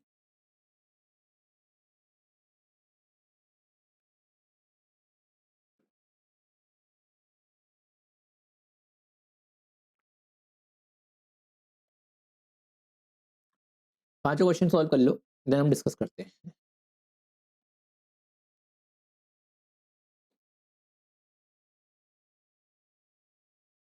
आंसर बता चुका हूँ ऑलरेडी, आई होप सबने सॉल्व कर लिया होगा। देखो जो है मैंने बताया था अभी अभी इक्विवेलेंट कंडक्टेंस के लिए हमारे पास कापा इंटू 1000 अपन नॉर्मेलिटी आ जाती है, अभी अभी बताया था ना, ऑप्शन बी, ठीक है। कापा इंटू 1000 अपन एम, ये मोलर कंडक्टेंस का है, लेकिन इक्विवेलेंट कंडक्टेंस के लिए होता है कापा इंटू 1000 अपन एन, जिसमें हमारी नॉर्मेलिटी जो होती है is equal to molarity into N factor, molarity into N factor, नानी is equal to N times of mummy, ठीक है, ऐसे याद कर सकते हैं, ओके। चलिए जी, नेक्स्ट देखो, molar conductivity of a weak electrolyte dash with decrease in concentration.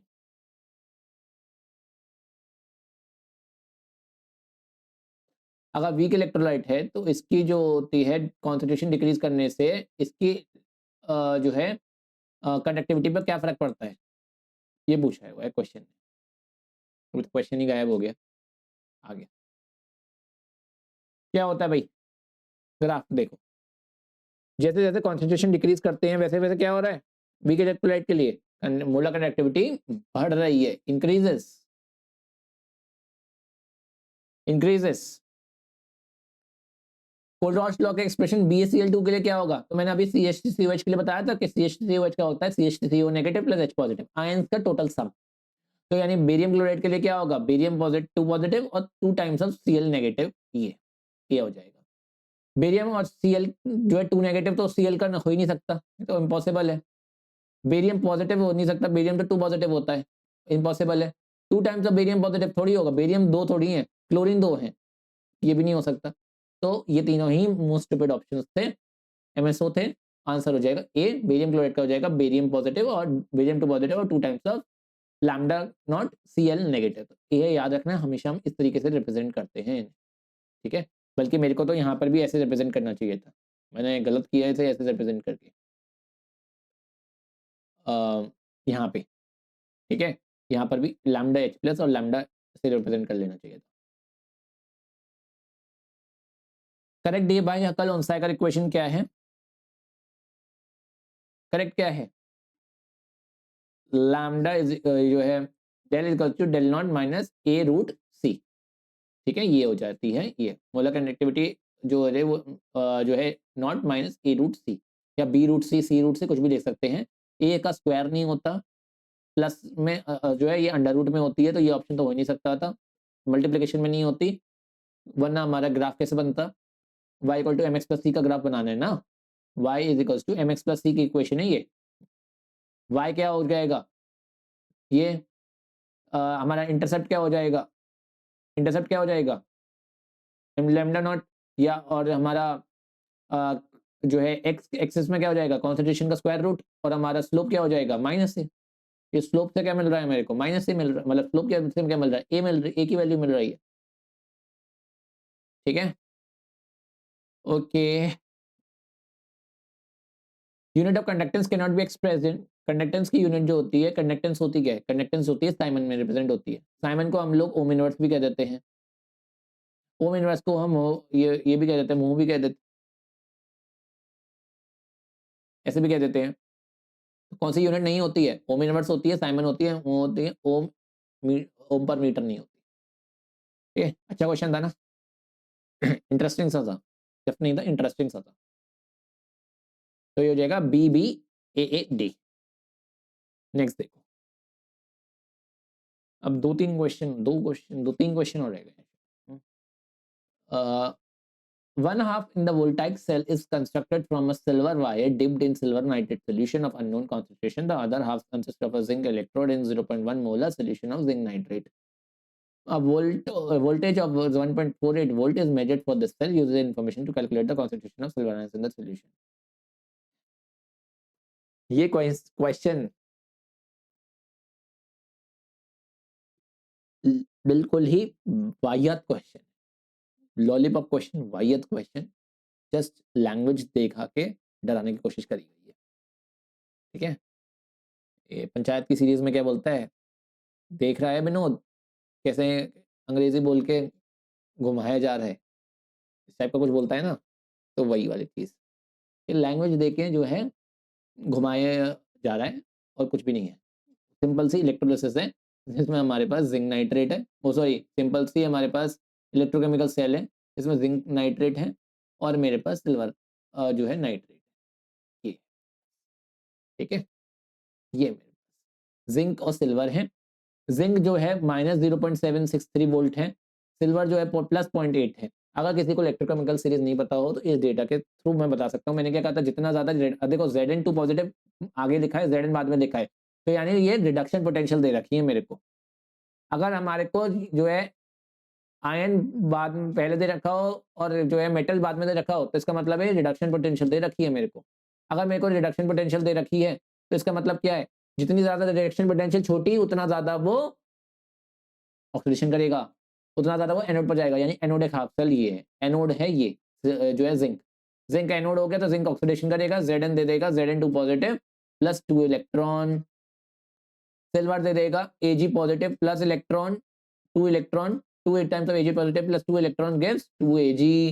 Overall reaction क्या हो जाएगी, ओवरऑल रिएक्शन हो जाएगी कि Zn plus 2 Ag positive gives Zn2 positive plus जो है 2 Ag। ठीक है,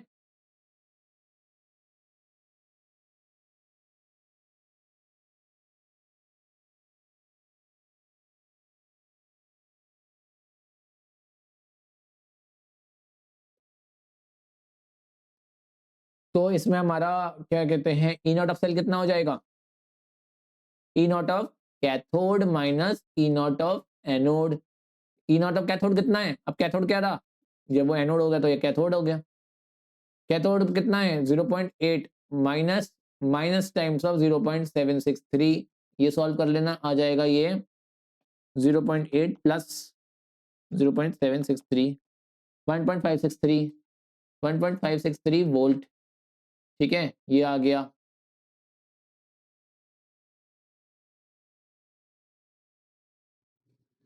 अब नेक्स्ट क्वेश्चन लिख दो, अरे सिंपल सा क्वेश्चन है, बस इसमें जो है डराने की कोशिश करिएगा ये बस, और कुछ भी नहीं है इसके अंदर, हलवा क्वेश्चन है हलवा, लेकिन आपके पेपर के लिए बहुत इंपॉर्टेंट है, आ सकता है, बिल्कुल आ सकता है। ई नॉट ऑफ सेल हो गया, ई ऑफ सेल लिख देते, ई ऑफ सेल क्या हो जाता है, ई नॉट ऑफ सेल वही मैं अब क्या करूंगा, प्रोडक्ट अपन रिएक्शन करूंगा तो इसलिए माइनस लिखूंगा 0.0591 अपॉन एन, आप इसे ऐसे नहीं लिख सकते थे तो 2.303 करके भी लिख सकते हो, जो है R T 2.303 R T upon N F, ये होता है ना, इसे हम लोग ऐसे भी लिखते हैं, कुछ लोग ऐसे भी लिखते हुए देखे होंगे ना आपने, E not of cell minus R T upon N F L N product upon reactant, ऐसे भी लिखा हुआ देखा होगा आपने। तो इसका अगर इससे क्या होता है, ये जो एल एन है इसे अगर हम लोगों ने लॉग में कन्वर्ट किया तो यहाँ पर 2.303 से मल्टीप्लाई कर दिया तो ये हमारा लॉग में कन्वर्ट हो जाती है। अब उसके बाद 2.303 आर टी बाई एफ, इसे आप सॉल्व करके देखेंगे, आर की वैल्यू जो है लेके डालो, टी की डालो, एफ की डालो, ठीक है, तो आपका जो वैल्यू आएगी वो 0.0591 ही निकल के आएगी। ठीक है, इसलिए हम लोग इसे डायरेक्टली याद कर लिया हम लोगों ने 0.059। मुझे पता है कि कुछ लोगों को ये डाउट भी होगा कि 0.0591 कहाँ से आए, तो हम लोगों ने एक स्टैंडर्ड वैल्यू याद कर लिया, हम लोगों ने पढ़ा तो कुछ R T upon N F type में था। ठीक है, और ये हो जाएगी लॉग, और राइट साइड में क्या है Zn2 पॉजिटिव, तो लॉग Zn2 पॉजिटिव की कॉन्सेंट्रेशन अपॉन Ag पॉजिटिव की कॉन्सेंट्रेशन का स्क्वायर। तो ये हो जाएगा E not of cell, E not of cell कितना आया था 1.563 माइनस 0.0591 अपॉन चेंज कितना है इलेक्ट्रॉन्स का 2, 2 इलेक्ट्रॉन यहाँ पे 2 इलेक्ट्रॉन यहाँ पे, लॉग Zn2 पॉजिटिव आयंस की कॉन्सेंट्रेशन कितनी थी 0.1 मोलर, और सिल्वर आयंस की कितनी थी ये निकालनी है Ag पॉजिटिव का स्क्वायर। और ई ऑफ सेल कितना दे रखा है, ई ऑफ सेल दे रखा है वोल्टेज है 1.48 वोल्ट, 1.48 करो भाई सॉल्व। तो 0.0591 अपॉन 2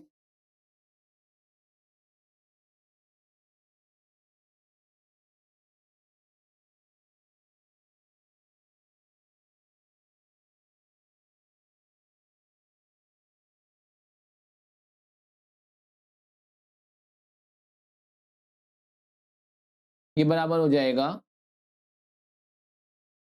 इनटू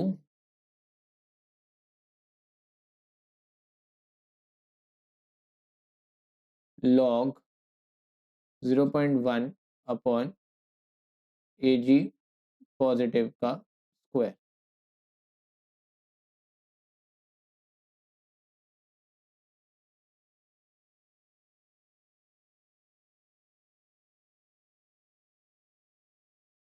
ये हो जाएगा 1.563 माइनस 1.48,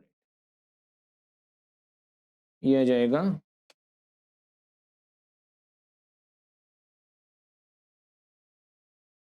0.083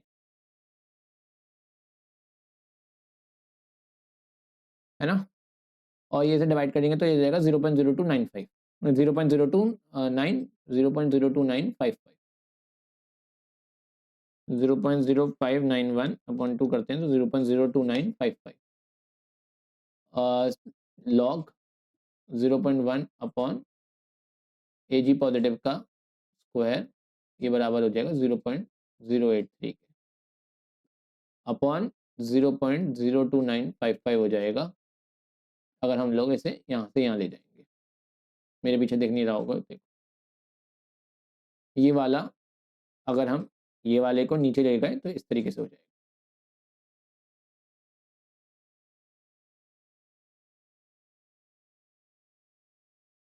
इस तरीके से हो जाएगा, है ना।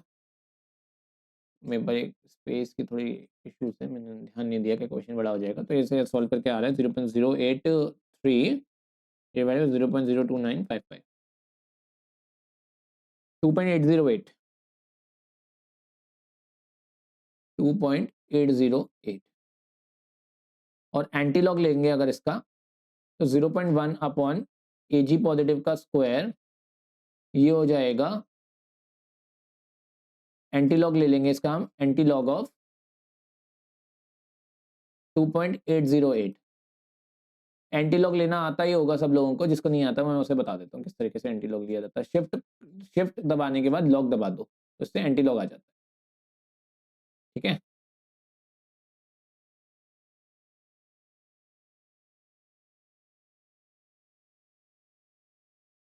तो ये हो जाएगा एंटी लॉग ऑफ 2.808। देखो देखो शिफ्ट और लॉग ऑफ आंसर,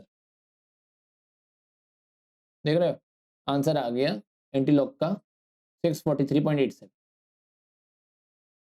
ठीक है। ये एंटी लॉग का आंसर आ गया 643.87,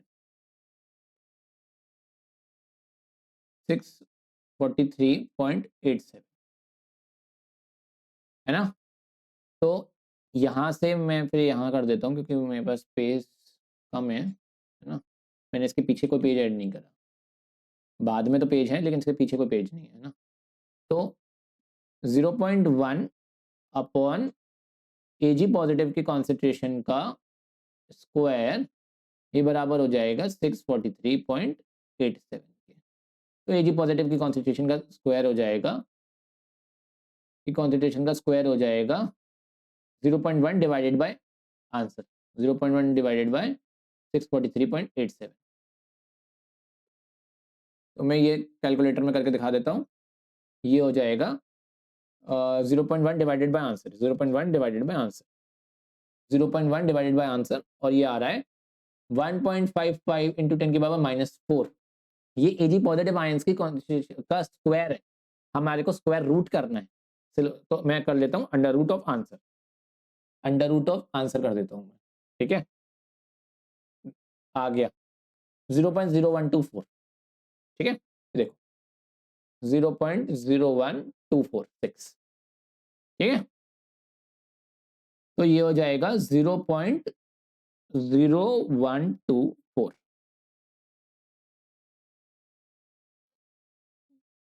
है ना, 0.01246, या फिर मैं इसे कह सकता हूँ 1.246 इंटू 10 की पावर -2 मोल, ऐसे भी कह सकते है ना।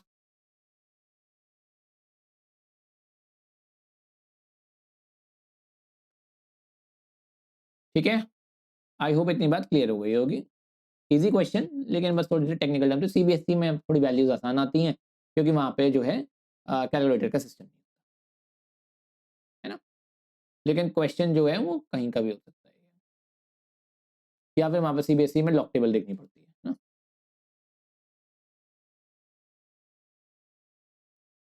चलिए जी, आई होप ये क्वेश्चन क्लियर हो गया होगा। आखिरी क्वेश्चन की तरफ मूव करते हैं।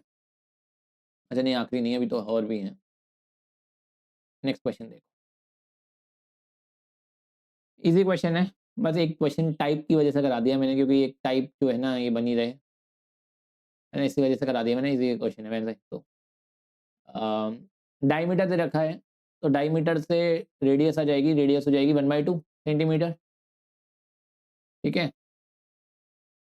और R equals to row L/A होता है।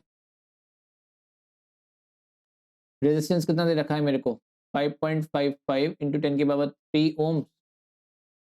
ये बराबर हो जाएगा रेजिस्टिविटी, यानी ये निकालनी है, इंटू लेंथ कितनी दे रखी है 50 सेंटीमीटर, और इसकी यूनिट ओम, इसकी यूनिट सेंटीमीटर, अपॉन ए। एरिया कितना आ जाएगा जो है कॉलम में, तो ये हमारा क्या हो जाएगा सिलेंड्रिकल, तो इसमें एरिया ऑफ क्रॉस सेक्शन कितना हो जाएगा पाई आर स्क्वायर, ठीक है, पाई आर स्क्वायर, यानी पाई, मैं इसे 3.14 ले लेता हूँ पाई को, इंटू आर, आप कैलकुलेटर में पाई की एग्जैक्ट वैल्यू भी डाल सकते हैं, इंटू आर स्क्वायर, यानी 1.2 इंटू 1.2 यानी 1.4, सॉरी 1/2 इंटू 1/2 यानी 1/4, यानी 1 यहाँ और 4 यहाँ,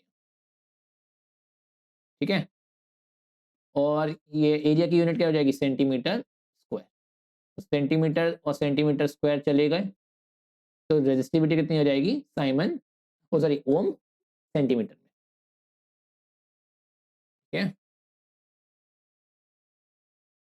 ओम सेंटीमीटर में आ जाएगी, सॉल्व करके देख लो, 5.55 इंटू 10 की power 3 into 3.14 divided by 200, 87.135, 87.135 ohm centimetre, ये आ गई रेजिस्टिविटी, पहला part. Second part conductivity, conductivity यानी कापा हो जाती है 1 अपॉन रेजिस्टिविटी, तो ये इसका इन्वर्स कर देंगे जस्ट हम, एग्जाम में कैसे यूज करते हैं इसे, जस्ट इसका आंसर इन्वर्स कर देंगे, ये आ गई conductivity 0.0114 0.01148 Simon centimetre, ohm inverse हो जाएगा, तो ओम इनवर्स जो है वो साइमन बन जाएगा, और से नीचे सेंटीमीटर था वो सेंटीमीटर ऊपर जाएगा तो सेंटीमीटर इनवर्स बन जाएगा, ठीक है। थर्ड है मोलर कंडक्टिविटी, मोलर कंडक्टिविटी कैसे निकालते हैं, मोलर कंडक्टिविटी हो जाती है कापा इंटू 1000 अपॉन कॉन्सेंट्रेशन इन मोल पर लीटर अपॉन कॉन्सेंट्रेशन, तो कापा की वैल्यू ले लो 0.01148 इंटू 1000 अपॉन हमारी कंसंट्रेशन 0.05,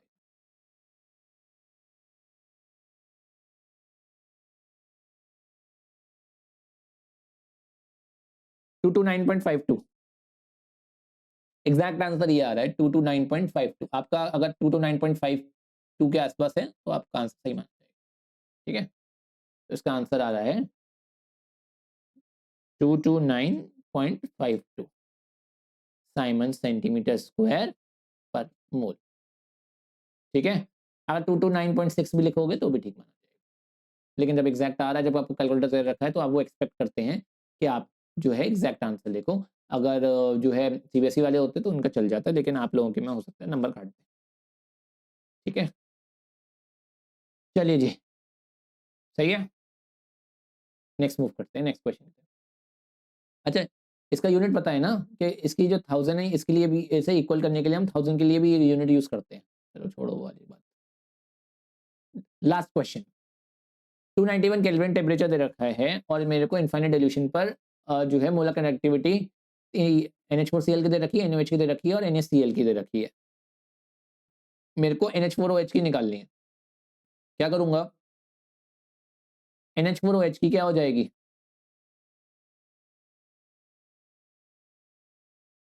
NH4 पॉजिटिव की ले लो और NH मतलब OH नेगेटिव की ले लो, यही होगी। अभी बनेगा कैसे? NH4 पॉजिटिव और OH नेगेटिव आएगा कैसे? तो मुझे पता है कि अगर मैं इसमें ऐसा कर लूं कि आयंस की जगह मैं अगर NH4Cl की ले लूं प्लस मैं मोलर कंडक्टिविटी जो है वो NaOH की ले लूं, तो NH4Cl प्लस NaOH से मिलकर NH4OH और NaCl बन जाएगा। तो NH4OH तो मुझे चाहिए, NaCl नहीं चाहिए, तो मैं NaCl को माइनस कर देता हूँ। इसमें से NaCl की माइनस कर दो, मतलब NH4Cl प्लस NaOH है तो ये बन जाएगा NH4OH प्लस NaCl। उसमें से NaCl के हटा दो तो सिर्फ NH4H NH4OH बचेगा सिर्फ और सिर्फ। तो ये इसके बराबर हो जाएगी, है ना।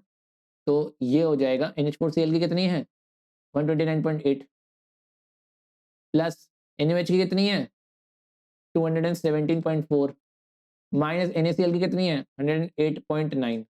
सॉल्व कर लो, कितना आ रहा है? ये आएगा 238.3 साइमन सेंटीमीटर स्क्वायर पर मोल।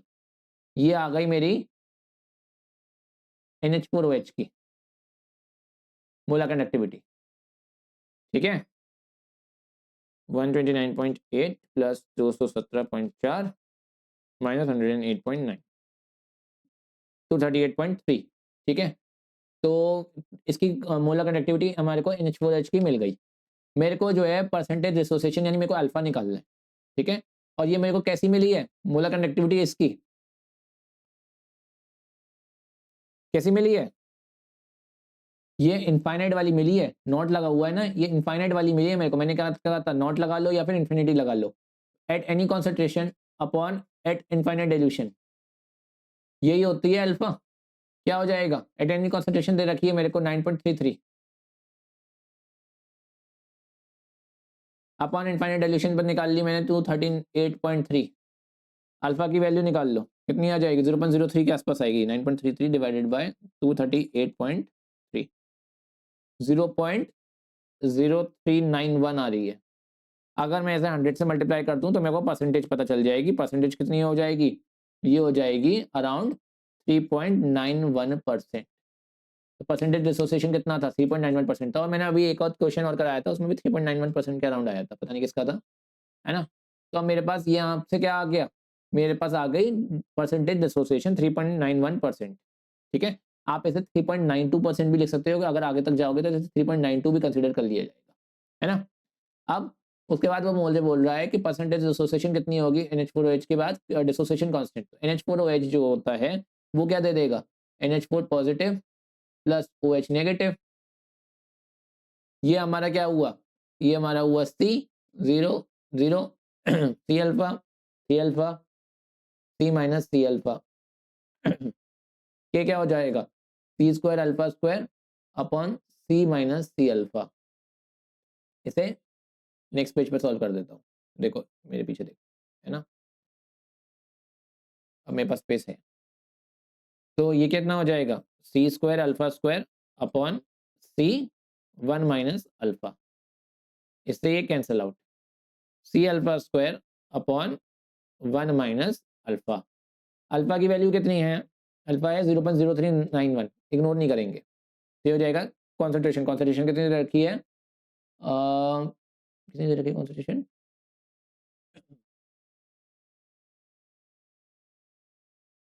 सेंटी नॉर्मल है, सेंटी नॉर्मल सोल्यूशन है, ठीक है।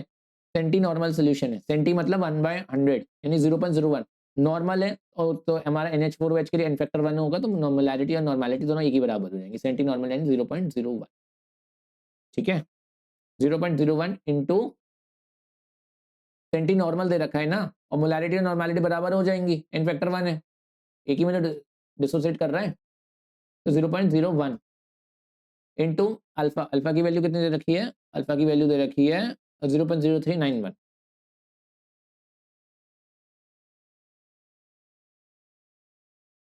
का स्क्वायर अपॉन 1 माइनस 0.0391। सॉल्व कर लो इसे, इसका आंसर आ जाएगा 0.0391 का square into 0.01 divided by 1 minus 0.0391। ये आ रहा है 1.591 इंटू 10 की पावर -5। ये आ रहा है इसका डिसोसिएशन कांस्टेंट। ये डिपेंड करता है आपने कितनी वैल्यूज तक यूज करी है। मैंने एग्जैक्ट यूज करी है तो ये आ रहा है 1.591 इंटू 10 की पावर -5। एग्जाम में 1.59 चाहिए उन्हें इंटू 10 की पावर -5। अब आपने कितना यूज करी है, कितनी एग्जैक्ट आगे तक गए हो वैल्यूज को, वो डिपेंड करता है ना। तो मेरा आंसर तो ये आ रहा है 1.591 इंटू 10 की पावर -5। ये हो जाएगा इसका डिसोसिएशन कांस्टेंट, ठीक है। आई होप इतनी बात क्लियर हो गई होगी। बस आज के लिए इतना ही था, चैप्टर हो गया फिनिश। वीडियो पसंद आई हो तो लाइक शेयर सब्सक्राइब जरूर करना। QR कोड है, इसे स्कैन करके जो है टेलीग्राम ग्रुप पर जुड़ जाना, वहाँ PDF वगैरह मिल जाएगी। सारी इन्फॉर्मेशन यहीं कन्वे होती है, सारे नोट्स वगैरह PDF वगैरह ये सारे सोशल मीडिया हैंडल्स पर शेयर करे जाते हैं। अगर आपको मुझसे बात करनी है, पर्सनल ऑडियो वीडियो जो भी करनी है, पर्सनल मैसेज वगैरह जो भी करना है, वो सब यहीं होगा, ठीक है। उसके साथ ही साथ अब अगर तुमने एंड तक वीडियो देखी मतलब तुम पढ़ना चाहते हो, पढ़ने वाले हो, पढ़ने वाले हो तो मैं पढ़ाने वाला हूँ, कोई नंबर नहीं रोक सकता तुम्हारी दुनिया की कोई भी ताकत, ठीक है। वीडियो को लाइक कर दो, शेयर कर दो दोस्तों के साथ, और चैनल पर नए हो तो चैनल को सब्सक्राइब करके बेल आइकन को हिट कर दो। इस तरीके से बेल आइकन को हिट कर दिया करो तो इससे 30 मिनट्स पहले आपके पास नोटिफिकेशन आ जाएगा किसी भी लेक्चर का, और आपका कोई भी लेक्चर मिस ना होगा। सारे सोशल मीडिया हैंडल्स को जो मेरे वाले हैं उन्हें अनम्यूट करके रखना, क्योंकि कभी भी कोई भी लेक्चर अपलोड हो जाएगा। और उसके साथ ही साथ आप जो है इस वाले जो है चैनल को भी बेल आइकन को जो है हिट कर देना, ताकि आपके पास नोटिफिकेशन आ जाए, कोई भी लेक्चर मिस ना हुआ करे। सेशन जो है वो प्रीमियर मोड पर चल रहा था। मैंने आपके कमेंट्स जो हैं वो कोशिश करी होंगे रिप्लाई करने की, लेकिन मेरे को आपके अभी नहीं दिख रहे क्योंकि मैंने ऑलरेडी लेक्चर रिकॉर्ड करके अपलोड कर दिया है ना। तो बने रहना। अगर आप लोग चाहते हो कि लाइव क्लासेस हों देन मेरे को कमेंट सेक्शन में बता देना। अगर 10-12 बच्चे हो जाएंगे लाइव क्लासेस वाले तो मैं लाइव क्लासेस लेने के लिए तैयार, ठीक है। और इसके बाद हम मिलेंगे अगले चैप्टर में सॉल्यूशंस के साथ, एंड देन हम करेंगे अपनी इनऑर्गेनिक केमिस्ट्री को। Thank you very much, good bye, take care, पढ़ते रहिए, स्वस्थ रहिए, मस्त रहिए। Thank you very much.